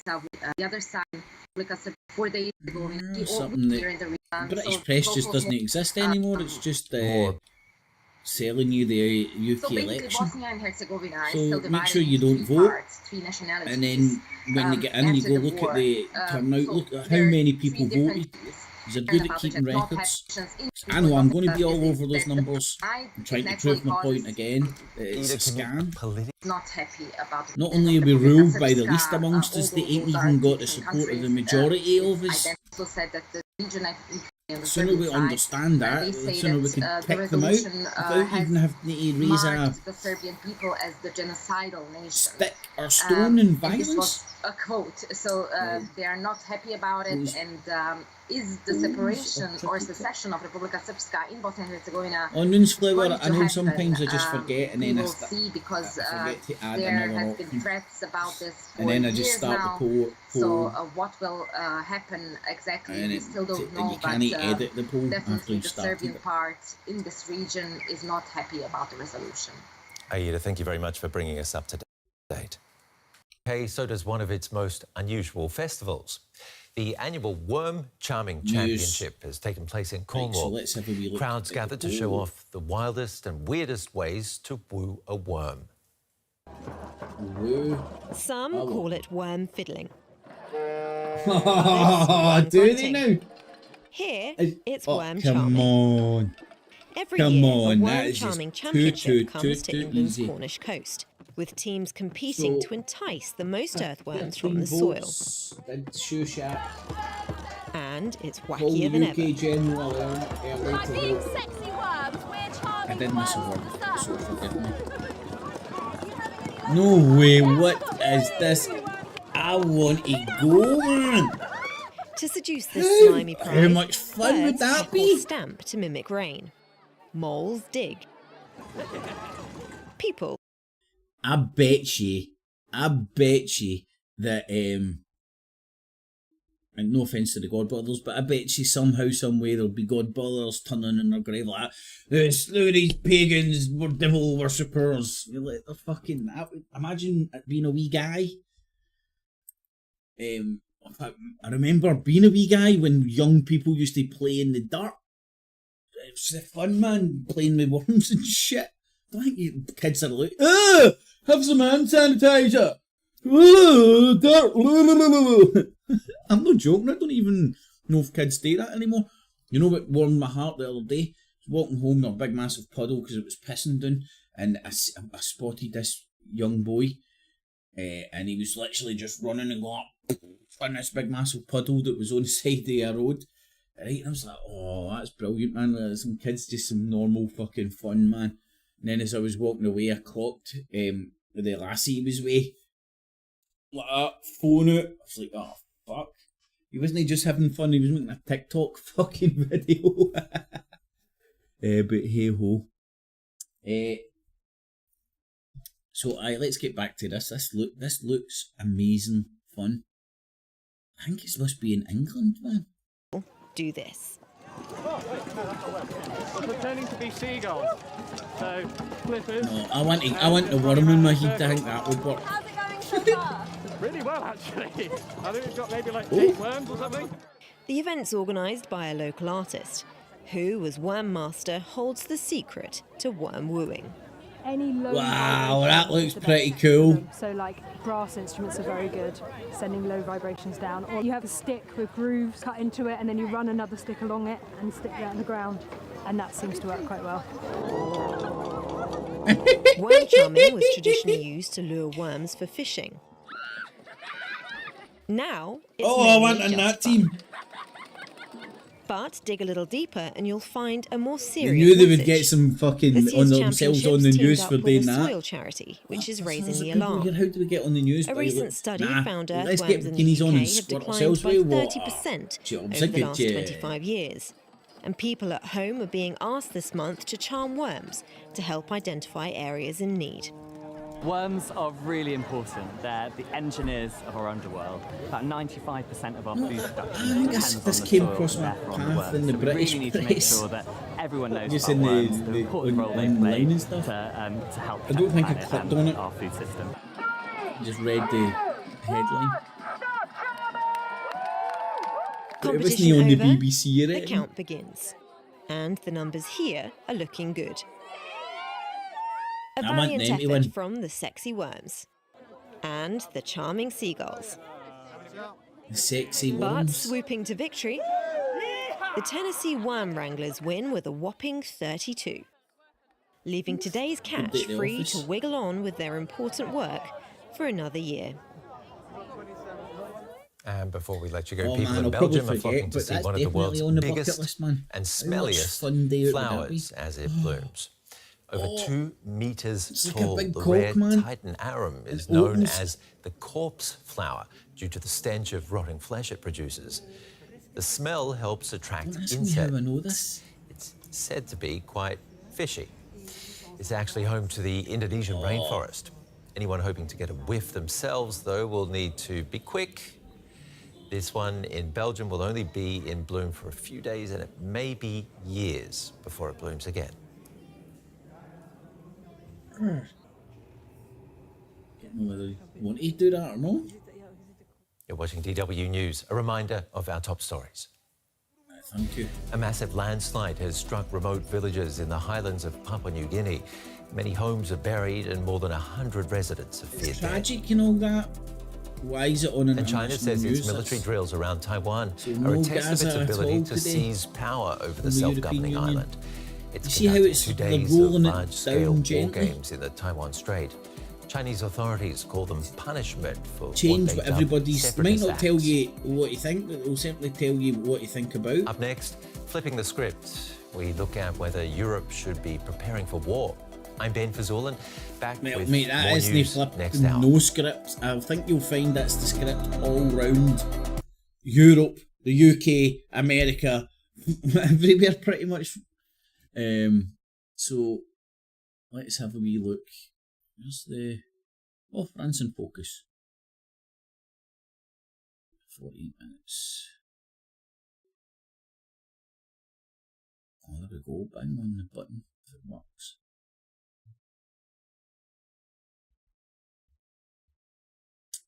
Turns it off, wave it across, turns it back, it's magic, and they'll glow all night.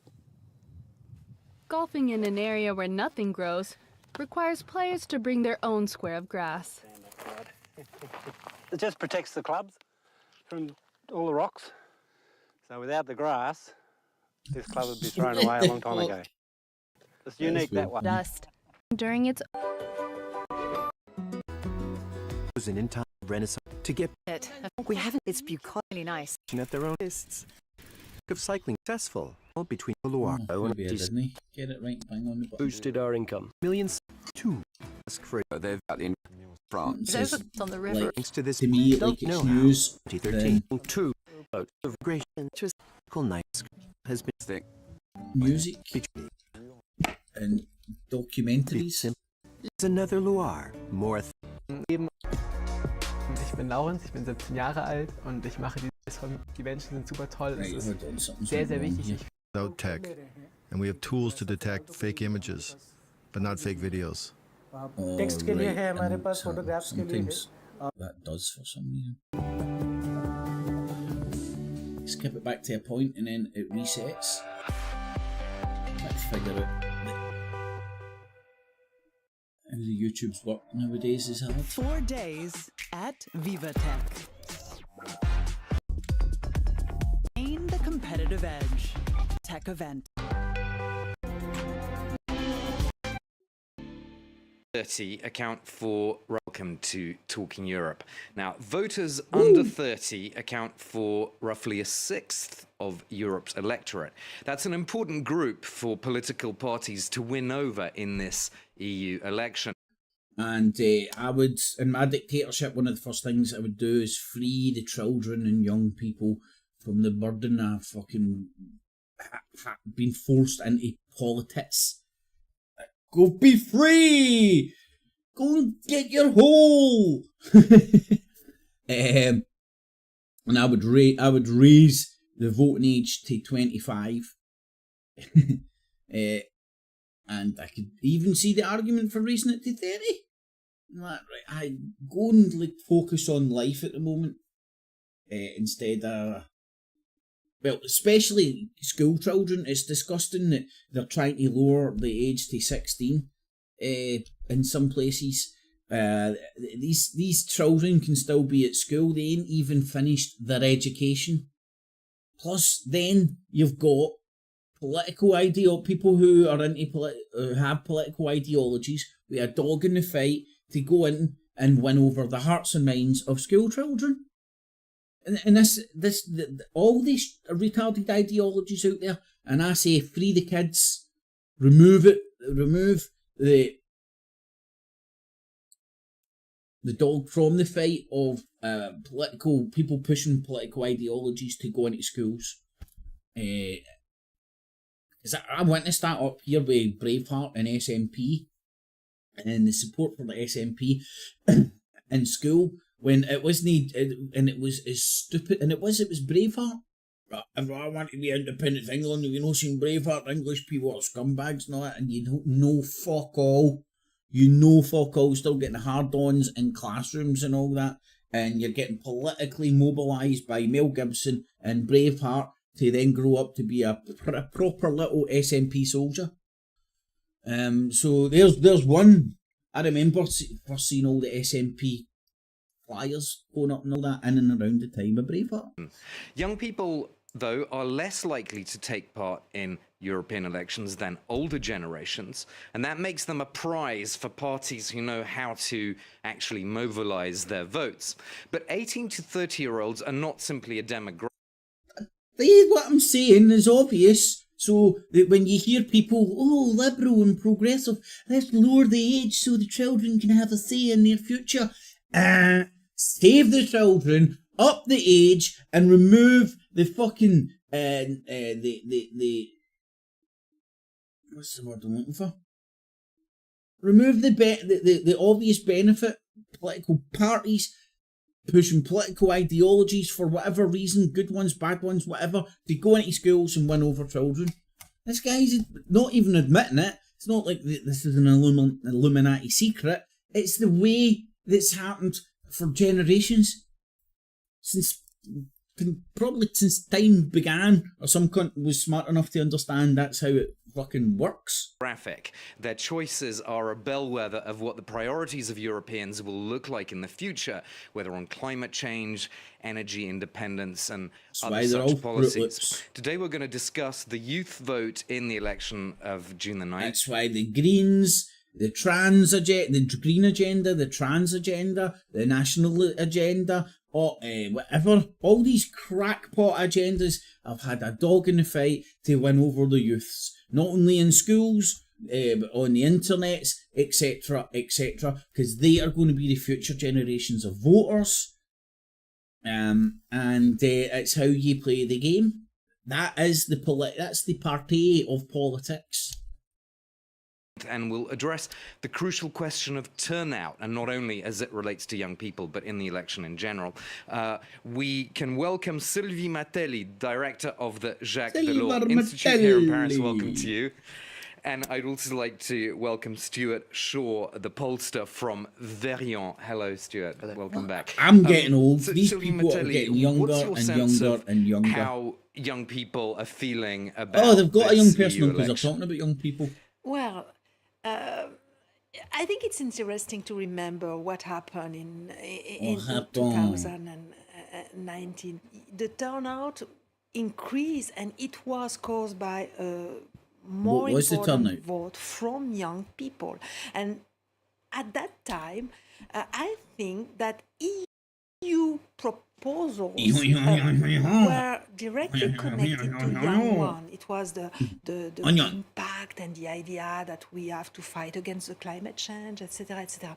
Today there is a sort of these ones, difficulties, etc., etc. Young are still motivated by children's climate heads change, for a by very long time, TikTok, and I say let's break the connection between and we perfectly know that today politics young and children. people, I think, had think the people can that is much more He doesn't sound French, but he looks French. Of the EU is very fragile. 50% of Europeans aged 15 to 24, and 49% of 25 to 34-year-olds have a positive image of the EU, and then young French people are even more critical than the sort of general European figure. So why don't you unpack all of that for us? Yes, when we talk about the interest between only 30 and 40% of young people under 25 years old are interested about the token Asian guy for the numbers. The national rally has so much. Parties struggle with these problem that for meet the COVID package. So it's happening in the European Union. It happened over here with the local elections down in England. And what about people that are getting interviewed? Young people on even the TVs more and stuff. And more convinced by that arguments. Another voting turnout across in Europe. That's a the comb very over. different voting ages in Europe, how that affects. Try to be cool. Quite different situations. So in Greece, you have a voting age of 17. In Austria, it's 16, so that's very young. Look. Most countries, though, it's still 18 years old there. You can see the... Raise the voting age. The blue is 18, but most. But what do you make of this patchwork, Stuart? The plan is to vote and Save the kids. Raise the voting age. So there's plenty of Polish capital. A flood of migrants assaulting people on the streets of Bulgaria's capital. And the grandmother... No, I can't stand that. I'm fucking horrible American accent, peanut-looking guy again. It's no brown people in boats that are taking over, it's all these peanut-looking men. All, I might say, of military age. It's taken over. Right. It's chaos in Mallorca. It's a chaos. Oh, the thing me fell down. Building fell down. Britain's news channel. Of British journalism. That's why I'm so excited to be here. It's something so new. The first news channel to be launched in Britain in over 30 years. Launched. It's not a news channel, it's Nigel Fadge's mouthpiece. Morning Glory, the Independent Republic of nobody. This guy's a mouthpiece for Rupert Murdoch, and look at this fat state of him. What, it just told me it was live. God. Look, it's Count Dracula. Hey. Economy is still the number one issue, number two, but it's usually just the economy, and that's all you care about. Now it's the border and the economy. Sadly for those of us in the UK, we're not going to have Nigel Farage standing in the next election because he wants to go and make sure in part that Donald Trump gets the presidency. We haven't got long before advert, but is Nigel the right man for that job? Do the Americans love him? They do. He's very popular. There's probably one of the few Brits that people know in the media there. So I think he'll do a good job. Think about his impact. It's a really close election. I know Trump is leading in the polls. I'm glad to see it. I want him to win. I'm going to vote for him. But, you know, this is really close. Well, there you go. A loss to some of us here in the UK. But he is going to be around during the general election campaign. He put out a video yesterday saying to Rishi Sunak, don't rest on your laurels, I'm not going anywhere. But after that, he's going to go and try and help Donald Trump and make the world a safer place. Greg, thank you ever so much for coming in. Alex. Greg Swenson, chairman of Talking Even More Politics. We're going to be looking at polling and we're going to be talking about... PoliTITS? I think that's what I heard. I'm pretty sure that's exactly what I heard.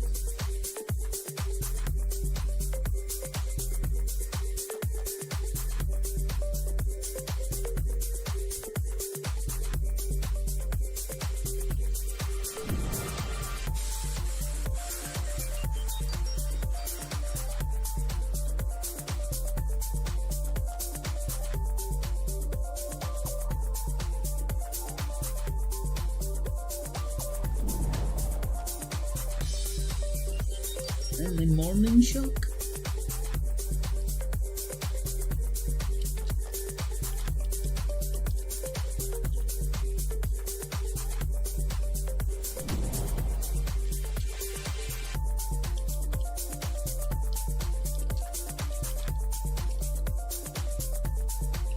Underneath this.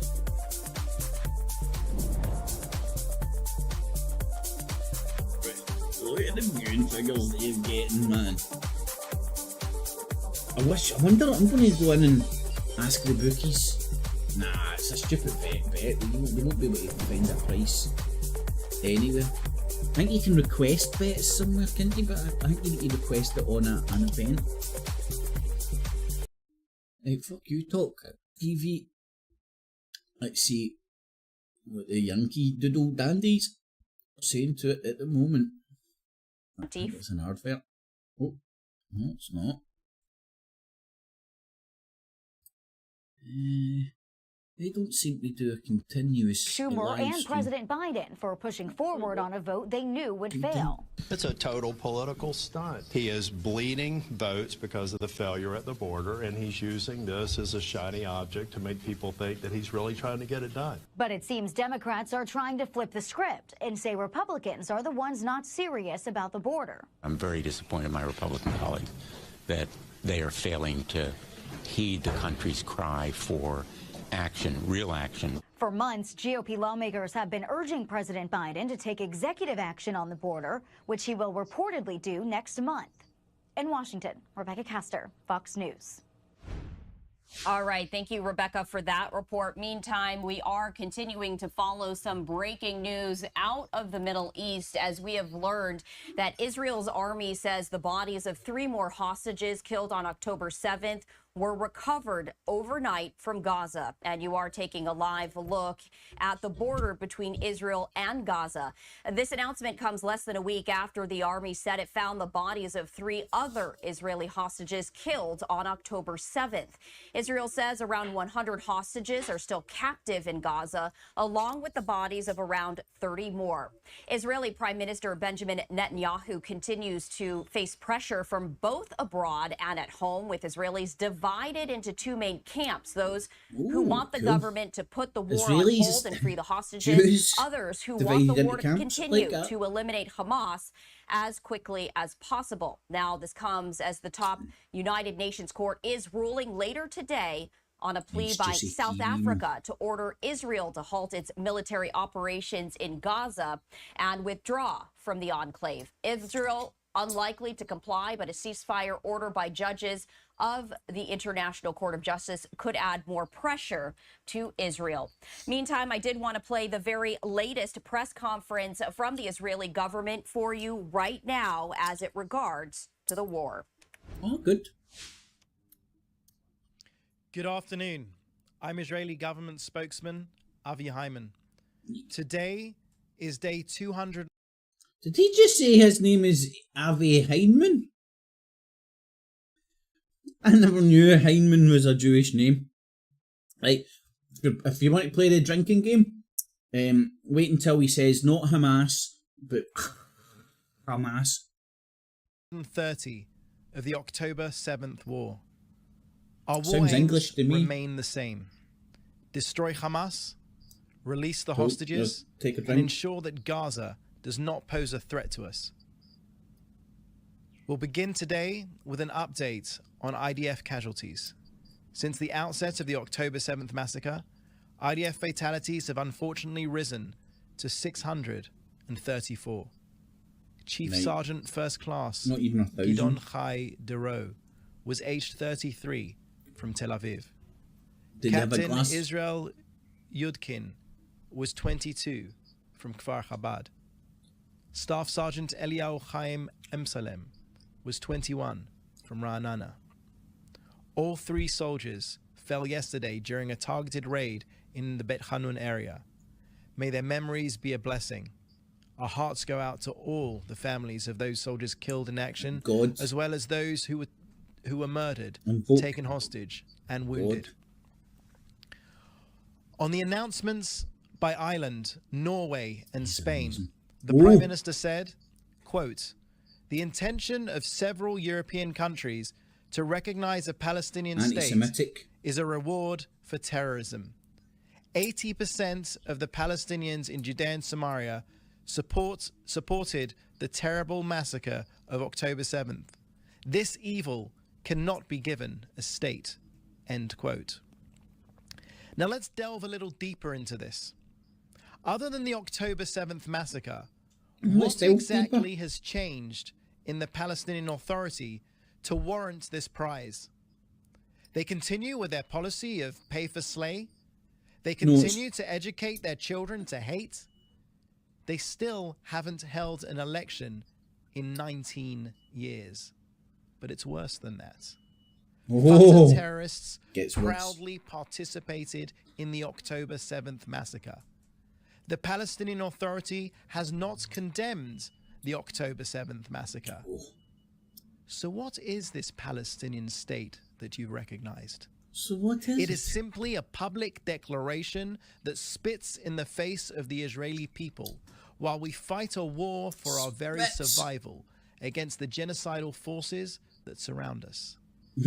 After we witnessed the unthinkable atrocities of October 7th, after thousands of missiles and drones were shot at Israel from Gaza, Lebanon, Iraq, Syria, and Iran, while putting an Iranian puppet state on the strategic hills of Judea and Samaria, towering over 70% of Israel's population, within eyeshot of the IDF headquarters and Ben Gurion Airport, make Israelis safer? The Jewish people just experienced the worst attack since the Holocaust, and your response is to advocate for the 9-mile-wide Auschwitz borders? Well, the Holocaust wasn't an Israel attack, has it was learned more of anything in recent months, a long drawn it is out that our thing. children deserve a better, safer future, not the resurrection of old, failed policies created by blind-sided backseat drivers abroad. A recognition of a Palestinian state does not promote peace. It perpetuates war. Any kind of so-called solution for the Israeli-Palestinian conflict that compromises Israel's security does not mean peace. There will be zero compromise on north, south, and central parts of the Gaza Strip against the terrorists. And while we continue to exert heavy military pressure on Hamas and hit them hard, the War Cabinet last night instructed the negotiation team to continue pursuing the diplomatic avenue for the return of our hostages. Now an update from COGAT, which coordinates the entry of aid to Gaza. In cooperation with the Israeli Navy and the US, and operational. Yesterday, 27 trucks containing 371 pallets of humanitarian aid went into the logistics center belonging to the international aid agencies. Kerem Shalom and Erez crossings are both open, and 298 trucks entered Gaza. Aid was transferred via the Ashdod port in Israel, the Jordanian route, and the maritime route. Businessman. A word about Gaza's southern border with Egypt. We've been getting a number of questions about the Rafah crossing with Egypt. Minister of Strategic Affairs Ron Dermer yesterday said, quote, Egypt could have helped countless Palestinian civilians get out of harm's way by opening it. I'm trying to think of any other country in the world. Now, I know why, it's obvious, you know, but I just like to point it out. They would have like spokesholes like this dude. Because he's a official, he's, what's that, the National Public Diplomacy Director at Prime Minister's office. So he's as high as a spokeshole as you get as in the Israeli regime, the Zionist regime. And I could stand completely corrected, but I can't remember ever hearing somebody in the higher echelons of a country's government or regime and not having the accent of the country. This dude's clearly, like, he needs factor a million his last 20 seconds in the desert that's Israel. And he sounds as English as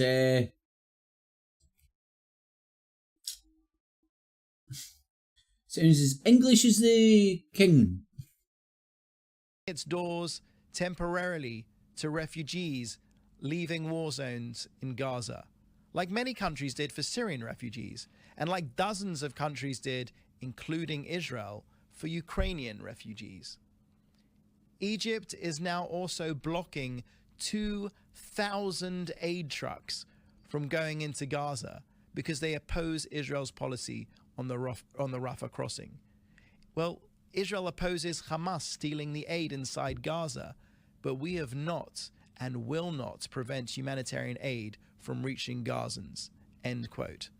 That is the end of today's briefing. I'd ask you to end quote. Put your questions in the they used to chat be box good at this shit, man. Now they're up on the UN with comedy bombs and fucking. We have a few questions. The first one is from Benjamin Weinthal from Fox News Digital. Ben is asking, what is the Prime Minister's office view of the German government saying they will arrest the Prime Minister Netanyahu, if the ICC implements ICC arrest warrants? Has Germany abandoned its special relationship and security pledge to Israel? So I'm old enough to remember the German leader coming here just days after October 7th and standing with Israel and stating that Hamas are the new Nazis. Hamas have definitely proved that they are the new Nazis that seek the genocide of the Jewish people. I think many in the world today need to check their moral compass. They need to be on the right side of history. Israel is prosecuting a just war to destroy Hamas, bring home the hostages, and ensure that Gaza doesn't pose a threat to us anymore. To paraphrase my Prime Minister, nobody, including international organizations, will stop us on this just cause to destroy Hamas, release the hostages, and ensure that Gaza doesn't pose a threat to us again. We have a repeating question here. This one's from Joel Pollack, Breitbart News. If the International Court of Justice rules against Israel's operation in Rafah this Friday, will Israel suspend the operation? No power on earth will stop Israel from protecting its citizens and going after Hamas in Gaza. We will destroy Hamas. We will return peace and security to the people of Israel and to the people of Gaza. We cannot go on with a genocidal terrorist regime on our southern border. We will destroy Hamas. All right, so you're taking a listen at the very latest Israeli government briefing again as the war continues with Hamas. On the upper right-hand side of your screen, that is a live look from the Al-Aqsa hospital there in Gaza as we continue to follow breaking news out of the Middle East after Israel's army says that it has recovered the bodies of 3 more Israeli hostages from Gaza. And on the lower right-hand side of your screen, that is a live look from the West Bank. Right. Breaking news. Post office push. Light bulb head is told she is in La La Land. Wowee. She's going to lose sleep tonight, I'm sure.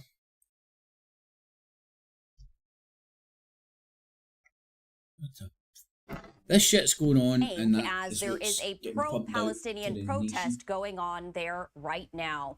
Meantime, we do have some other major headlines that we do want to get to, including one from closer to home, as Fulton County District Attorney Fani Willis is appealing a decision by the judge overseeing the Georgia election interference case, dismissing some of the charges against former President Donald Trump. And for the very latest on this, we want to head live to Mark Teichner with our Fox 5 Get in there, Trump. Mark, good morning to you. Bring me home the money. Yeah, good morning. And when the judge actually dismissed these charges back in March, so 6 of them, he said that the DA's office could go back and try to re-indict them. But it appears that District Attorney Fani Willis has come with a more unique way to try to get these charges put back into the case.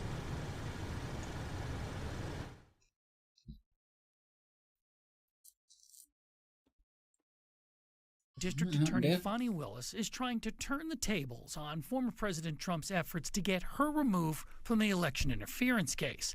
The DA's office is appealing Judge Scott McAfee's March ruling dismissing 6 counts, including 3 faced by the former president. Those counts allege defendants solicited public officers to violate their oath, one stemming from Mr. Trump's infamous phone call with Georgia Secretary of State Brad Raffensperger. I just want to find 11,780 votes. While leaving most of the charges in place, the judge threw out 6, saying those counts didn't allege sufficient detail of illegal activity. Willis is using something called a cross appeal to get them restored. This allows the DA to appeal a ruling if the defendants have already appealed something else. The former president and other defendants have asked the Georgia Appeals Court to overturn Judge McAfee's ruling to leave Willis on the case, despite her personal relationship with former Special Prosecutor Nathan Wade. The hearing leading up to that ruling drew national attention, culminating with Willis taking the stand. Like that you're confused. You think I'm on trial. These people are on trial for trying to steal an election in 2020. America's like the beacon to the world, man. It's one big shit show. Attorney did not lay out the reasons that the judge's ruling should have been overturned. In addition to former President Trump, some of the other defendants that saw some of their charges dismissed include former New York Mayor Rudy Giuliani, former White House Chief of Staff Mark Meadows, and lawyer John Eastman, just to name a couple. Reporting live from the Fulton County Courthouse in Atlanta, Georgia, I'm Mark Teichner for Live Now from Fox. All right, Mark, thank you so much for that report. And before we let you go, one last question. When we're taking a look at the timeline for all of this, what can you share with us about any future developments that we might expect?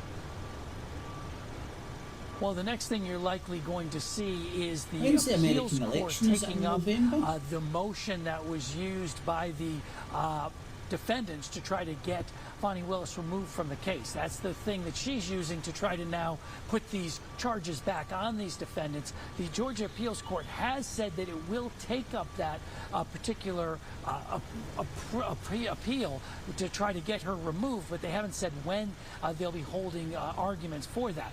All of this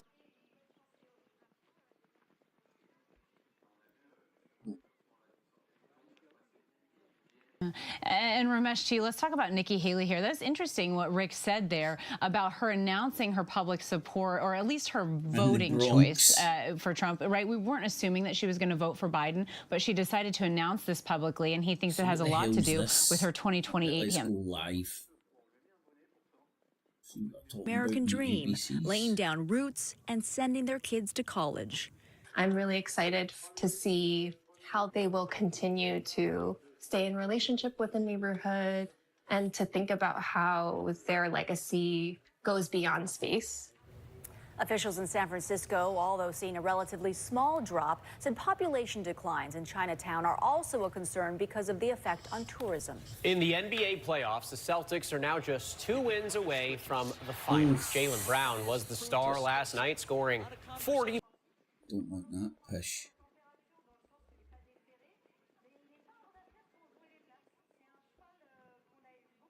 Let's check out the Aussies.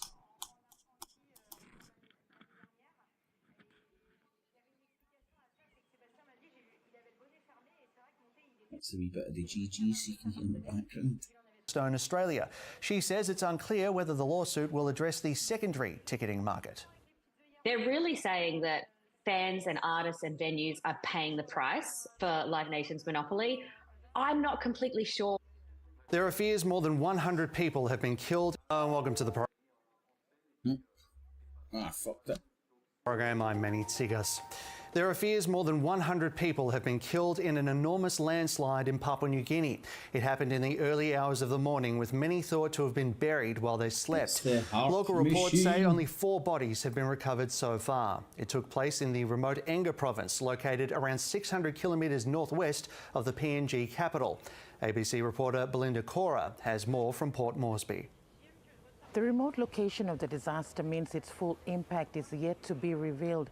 Early this morning before dawn, a huge landslide came down on the village of Kaukalam in Enga province in Papua New Guinea's rugged highlands. Tons of dirt and rock flattened homes and buried people as they slept. Pictures on social media show villagers pulling bodies from underneath the rubble and debris.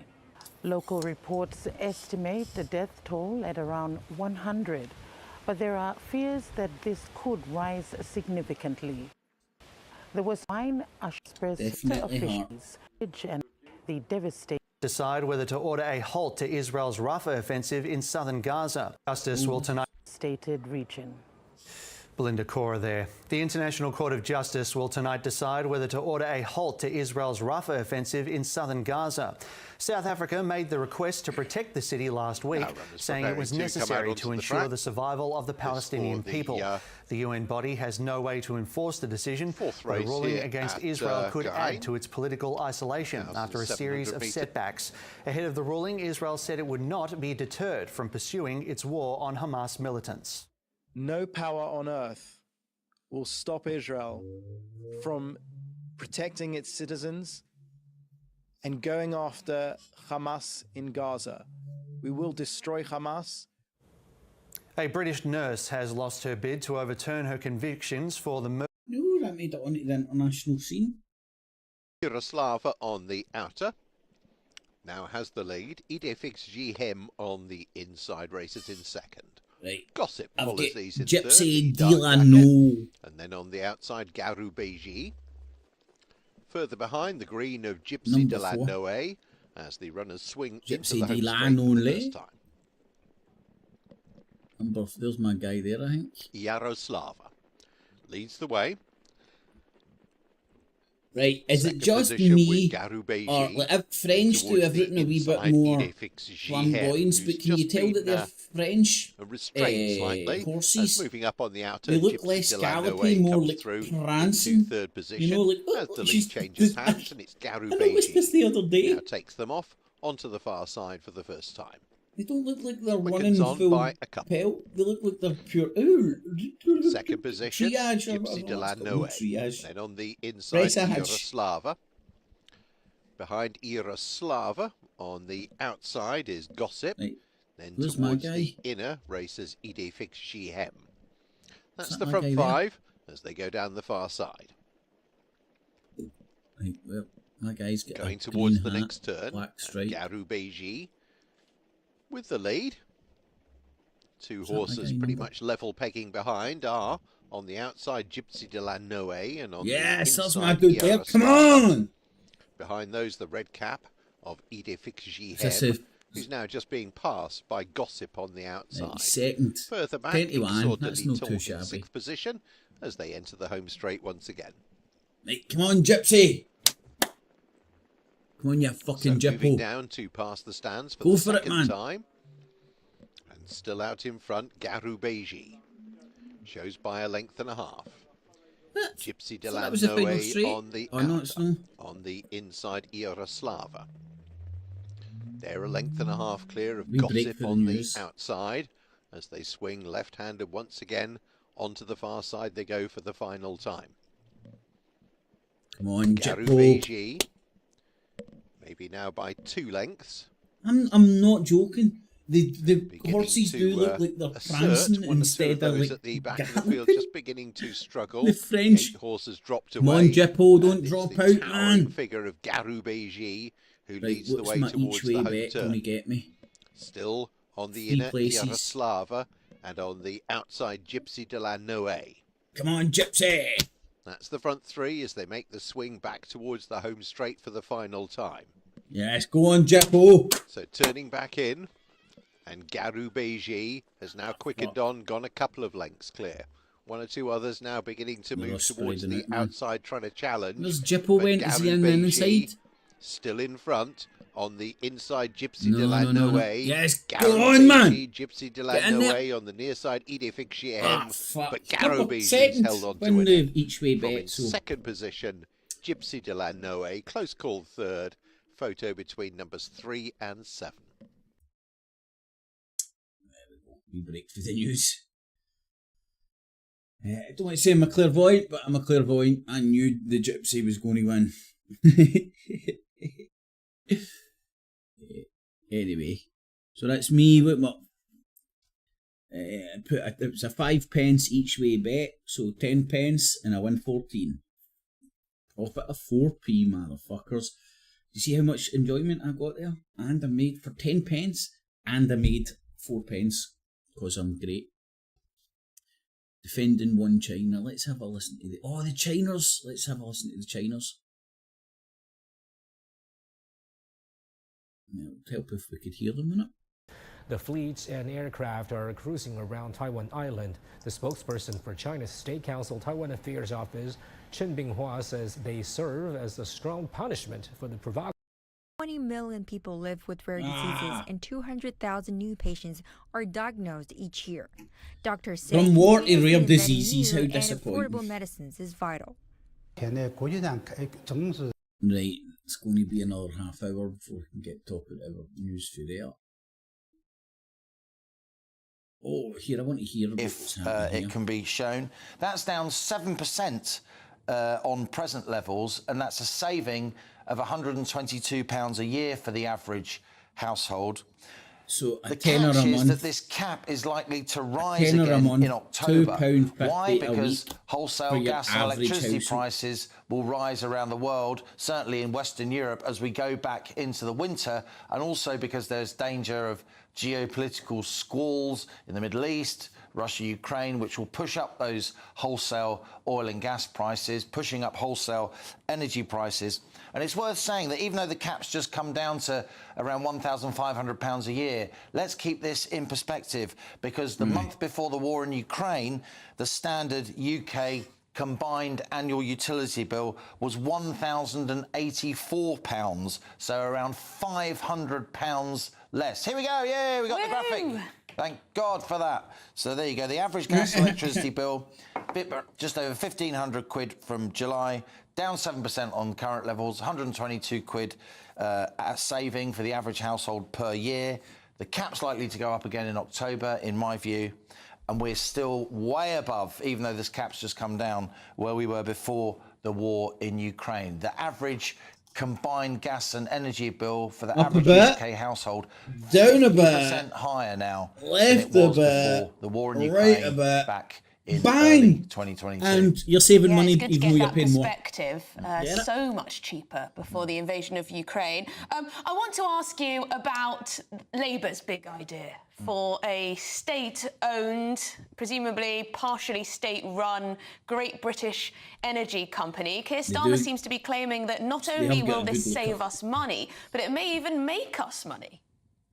Well, you know, I'd like to say I've got a well-thought-through view on Labour's energy plans, Emily, as you'd expect from me. I've looked at the data and I've weighed it up objectively and brought my analytical prowess to bear. That race but I was have in no France. idea Any clock about I Labour's just go into energy my plan, Sky because Bet apart from the and it gives you slogan, the Great British Energy, we're going to nationalise it, which I'm sure will appeal to a lot of the Labour left.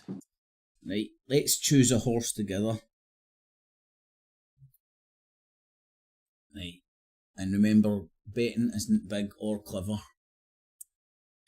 But I bet with pennies because I do it for the enjoyment. I really do. Absolute pennies. So where's the next one? There's the 12:30. The new. So that's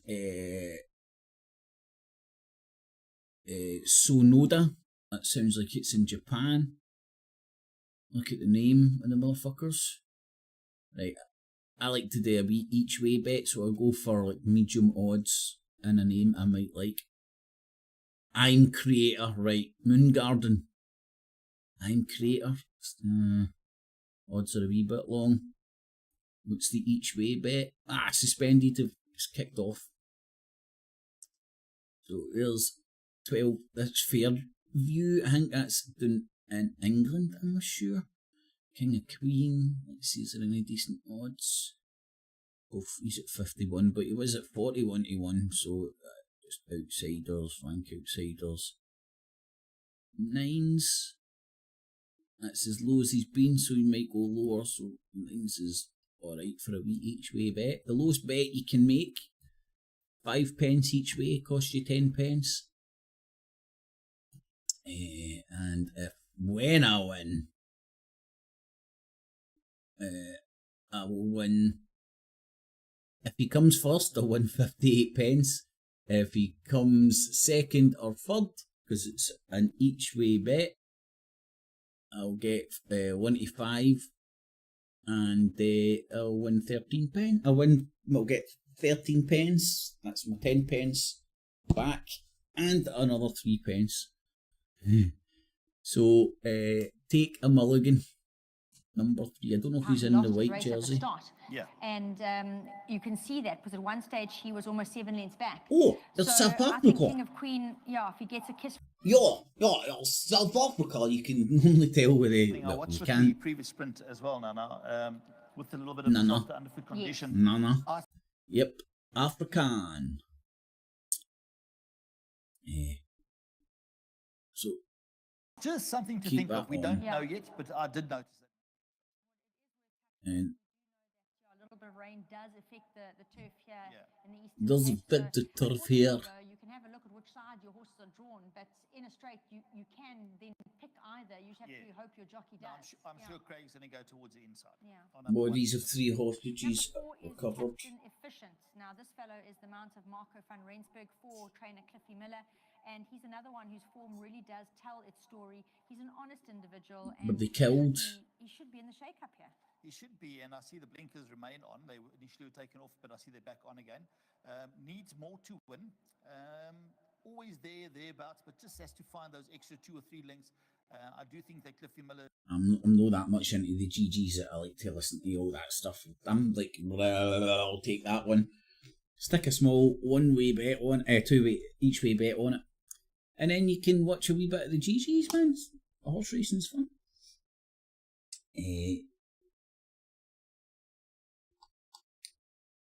Same race. No, mate, this, like, I don't know, I'm only half reading the chat behind. Raking it in. I know, mate, I'm raking it in, man. Raking it in, buddy. What's this? Same race. Get to Gregson. Mate, you won't get fucking much in Greg's for fucking £1 nowadays. In fact, I don't think you can get anything in Greg's apart from a poly bag for less than £1 in Greg's. Changed days indeed. And here's the reality, which I learned very, very, very quickly when I started enjoying a wee flutter. The bookies always fucking win, so why play with lots of money? It's fun to do, and you get the exhilarating thing that, I've beat the bookies and all that, but you're never left with that pure hangover, like, oh fuck, I'm about 20, 30, 40, £50 down. In fact, right, while we're waiting for that to come on, let's see what odds I'll get. Oh.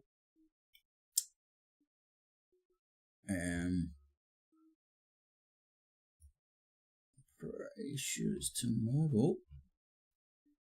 What? Rangers not nearly at 4th? Fuck you, Sky Bet, you bastards, but we'll definitely be having a bit of that. Right. So... right, so obviously... Oh, no. I want to build a bet, get a wee bit of value here. Right, so I think it's going to be a goal fest. Rangers to win in the full time. We won't need any extra time for these totty picking munching bastards. Both teams to score, I think that's a definite. Oh, I think I've missed it. I went by it, haven't I? Right, both teams to score, yeah. And they'll be over. Both teams to score, that won't change the odds. I say for obvious reasons if you think about it. So I'm going to go for, there'll be 4 goals in the game. Look at that, 11s, man. Right, and this is probably one of the bigger kind of bets I make, 50 pence or £1. So a wee 50 pence will get me a $5 back. So Rangers win tomorrow. And it's 3-1 or 3-2 Rangers victory, something along those lines. I'll go out and buy myself a pint. But I'll get the enjoyment of watching the game. With a wee bit of actions on it. Who the fuck have I got again? By the light of the moon towards the inside, the white cap jumped away well. Captain Efficient is right up there. King of Take a mulligan, number 3. Going pretty well at the moment towards the outside is Top Dollar. I think that's my guy there. Tornado King. Then we go back to Mafia Bags, the Money and Tyrant's Vision, Pantador, and at the back is Take a Mulligan. Is about 8. Fuck off! Get Take a mulligan. There, making up some ground now, man. Oh, this is a sprint. Fuck. You see, those horses look like they're galloping. The French ones look like they were. I'm fucked for this one, man. 400 to go. It's By the Light of the Moon, clear by 3 from Captain Efficient. King of Queens. Sometimes though, you can see these horses just going at the end. Come on, Mulligan. Still out in front. By the Light of the Moon, Richard Farik, clear by 3. King of Queen behind that. Then came Captain Efficient. Nice. 150 to go. Still 3 to 4 lengths clear, and it's By the Light of the Moon going. Yeah, do you know what was really fun last night? Trying to do fucking Mensa questions. Oh.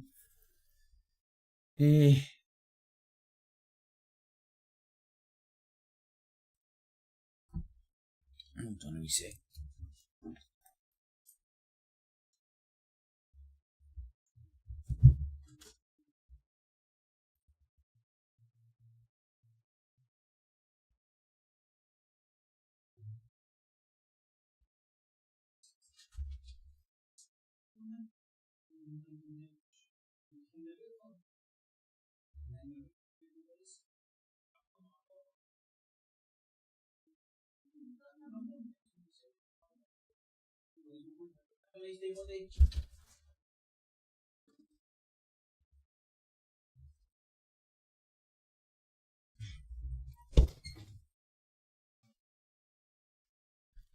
Oh, fucking shot myself there, man.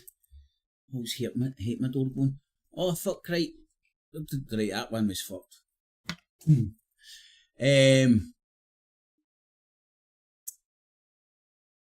So, let's see.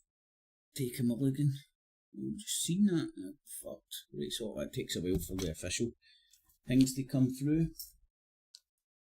I'm blinded by the shite. Right, one more wee flutter. And then I'm going to fake off because that's nearly 1 bells.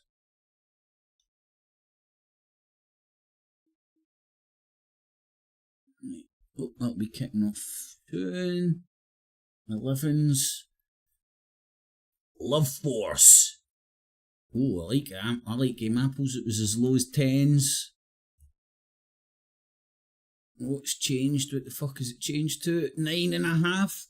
So it's fuck. It's dropping us back up to 10s. Shit. Didn't get it at 11s, but that means it's doing no too shabby. And what is it? Each way 4 places on this bad boy. Love Force. Love Force. I'm no joking, I can sit and play the GGs with my mum. And we'll just, not all the time, just occasionally done it. And I'll do my system the way I kind of crappily do it. My system is just... my system doesn't beat the bookies, as I said. I bet with pennies. It's just fun. And my mom's system, I just, I like the name of that. Boom. She fucking seems to win fucking far more than me. Right, where's Lovely? Love Force, what's he look like? Green black hat.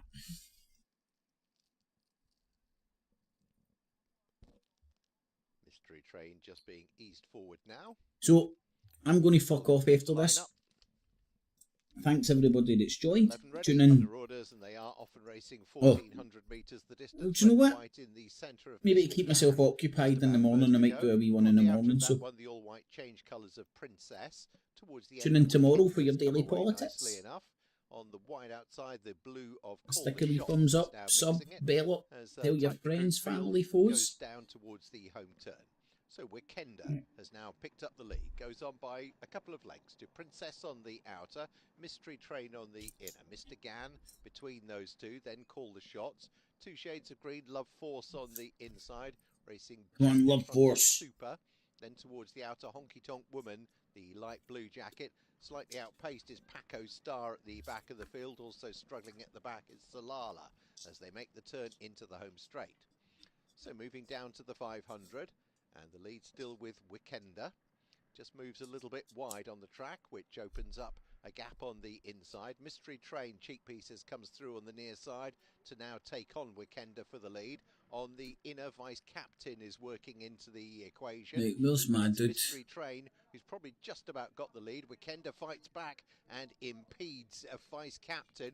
Right on the inside, Salala's coming home, and Salala emerges as the danger to Weekender. It's Weekender my dude there. Side, Salala far side, Weekender. Go on, get fourth. And holds on to win it. From Salala in second, Vice Captain was third, and I think the stewards will be looking at that. So number 9, Weekender beats number 12, Salala, and look at this one. Captain. I think my dude is there. Impressions. I'm pretty sure that Weekender interfered with both those behind, and particularly with Vice Captain. Oh yes, it's going to be a stewards. Might get a wee each way on this bad boy. Weekender, the white jacket. Ah, he does. He goes right over the front of him. Definitely impedes Vice Captain, who then switched towards the outside, made ground again, and I'm sure connections of Vice Captain would say they would have won the race without that impediment. And my feeling is that Weekender will be put back to third position. But we shall wait and see. What? Then disqualify him then, my guy fucking has a bigger chance of becoming number 4. Fucking drove all over the fucking road, didn't drunk driving. His tracking was off.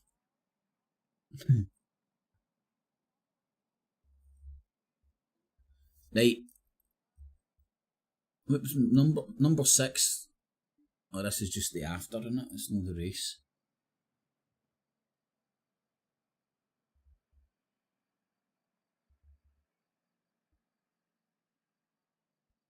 See, I think they should have horse racing kind of like, remember the cars out of Greece? And they had knives on their hubcaps. So you should have like fucking knives protruding for the side of the horses. And then you see them try to take each other out. Right, have a nice weekend everybody. Rangers to win.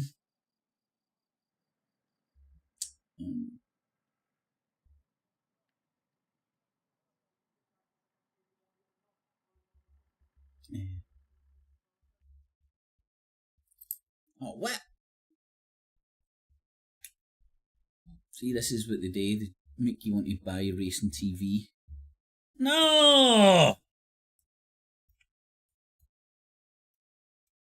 Anyway. So, there we have it. Today's Daily PoliTITS, everybody. Bodies of 3 hostages recovered in Gaza, CNN is saying. Yeah, here we go. Fox News. Unpredictable. Dem councillor member calling for a revolution disturbs her Liberal colleagues with wild antics. That sounds fun. Hopefully there's a video. Boom. Cracked it. Oh, fucking hell. Look at the size of her tits, man. Like, why the hell's that no playing? This video was playing in picture. It isn't playing anywhere. I want my money back.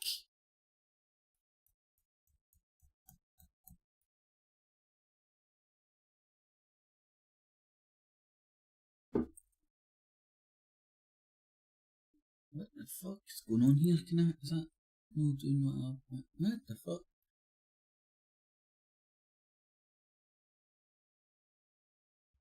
Can he copy?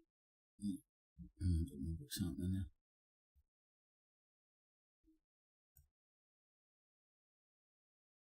Fuck you, Fox. Just the same woman it is. The department.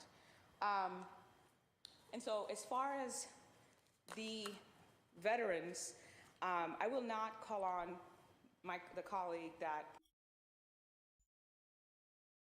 Right, why is this not working? Take a chance, take a chance, take a chance, take do do do do do do do do. Oh, she's getting hundreds of videos.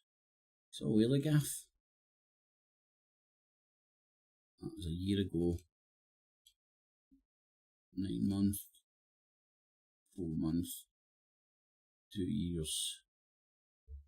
She'd be all over. Duration upload this week. No results. Good okay. Fuck you, Fox. Fuck teasing me with that bad boy.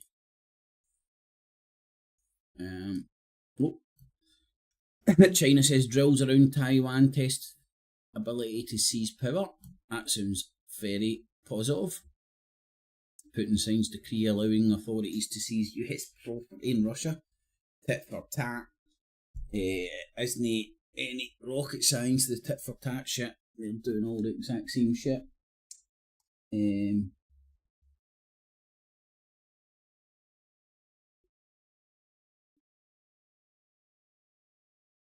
Sebastian Gorka, America First podcast.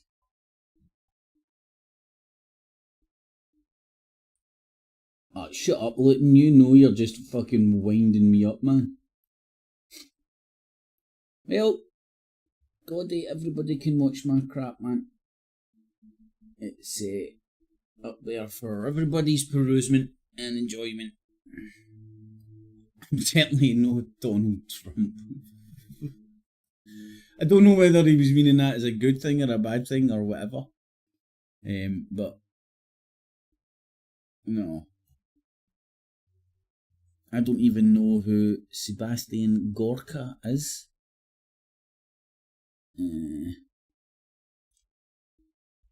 How the fuck do you tell how... I don't know. I don't listen to well, I lie, I listen to the No Agenda show. I used to listen to it on YouTube's, and then that YouTube channel came down. News... I don't know. Well, good for him, mate. So... Serbia defined as UN creates Srebrenica Genocide Memorial Day.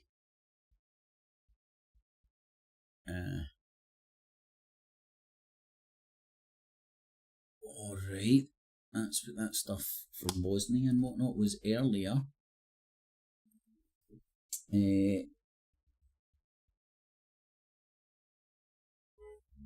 Got the baby in the oven already.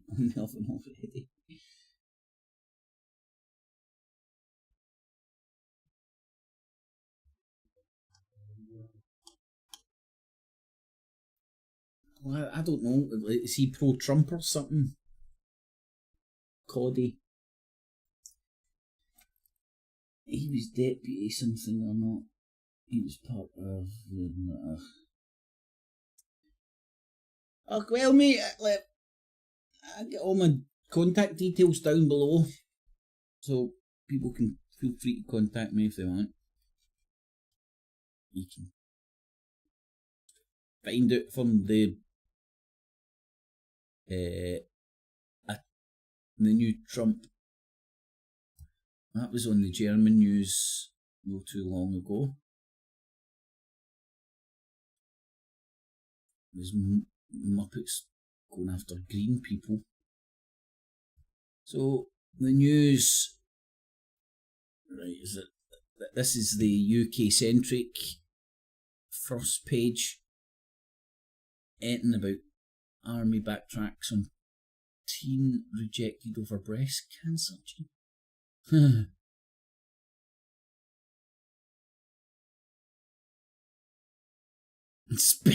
Specimen bag inside her, for fuck's sake. April. 3 more Israeli, right, so 2 hours ago. It's not even anywhere near the top.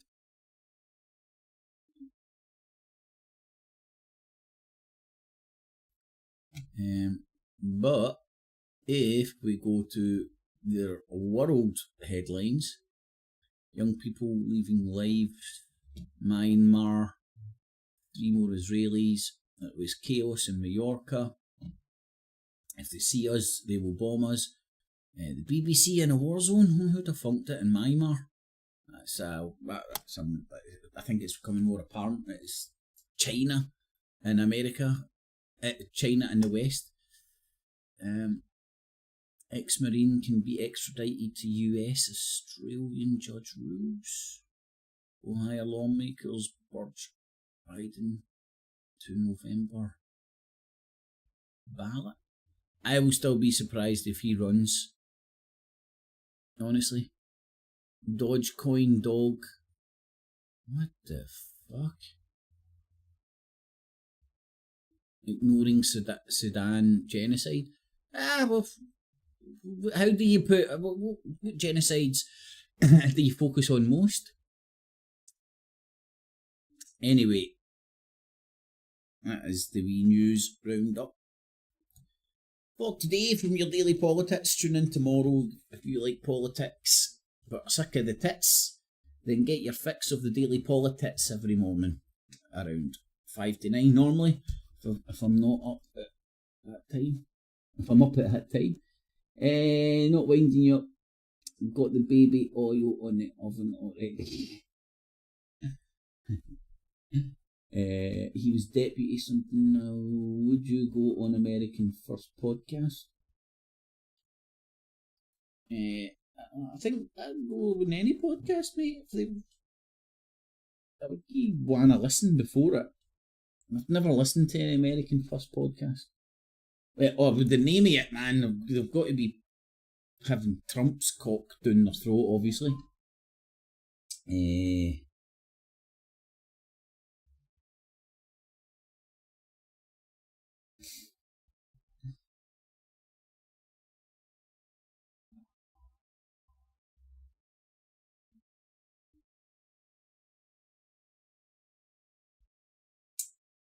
Thank you, Ralph. I would speak to crackpot Trump supporters. I'd be happy to do something like that. But my contact details are there. Anybody and everybody's free to use them. Just don't ask for my phone number. Anyway, I'm going to go and eat another kiwi and then maybe talk myself into getting off to the gym. I don't know. The rain stays off. Have a nice day. Mona Rangers. Get it. Got it. Goods. Catchies. Clips. And remember, citizens, always subscribe. Hit the notification bell as well. And $19.95 plus shipping and handling will keep you out of hell.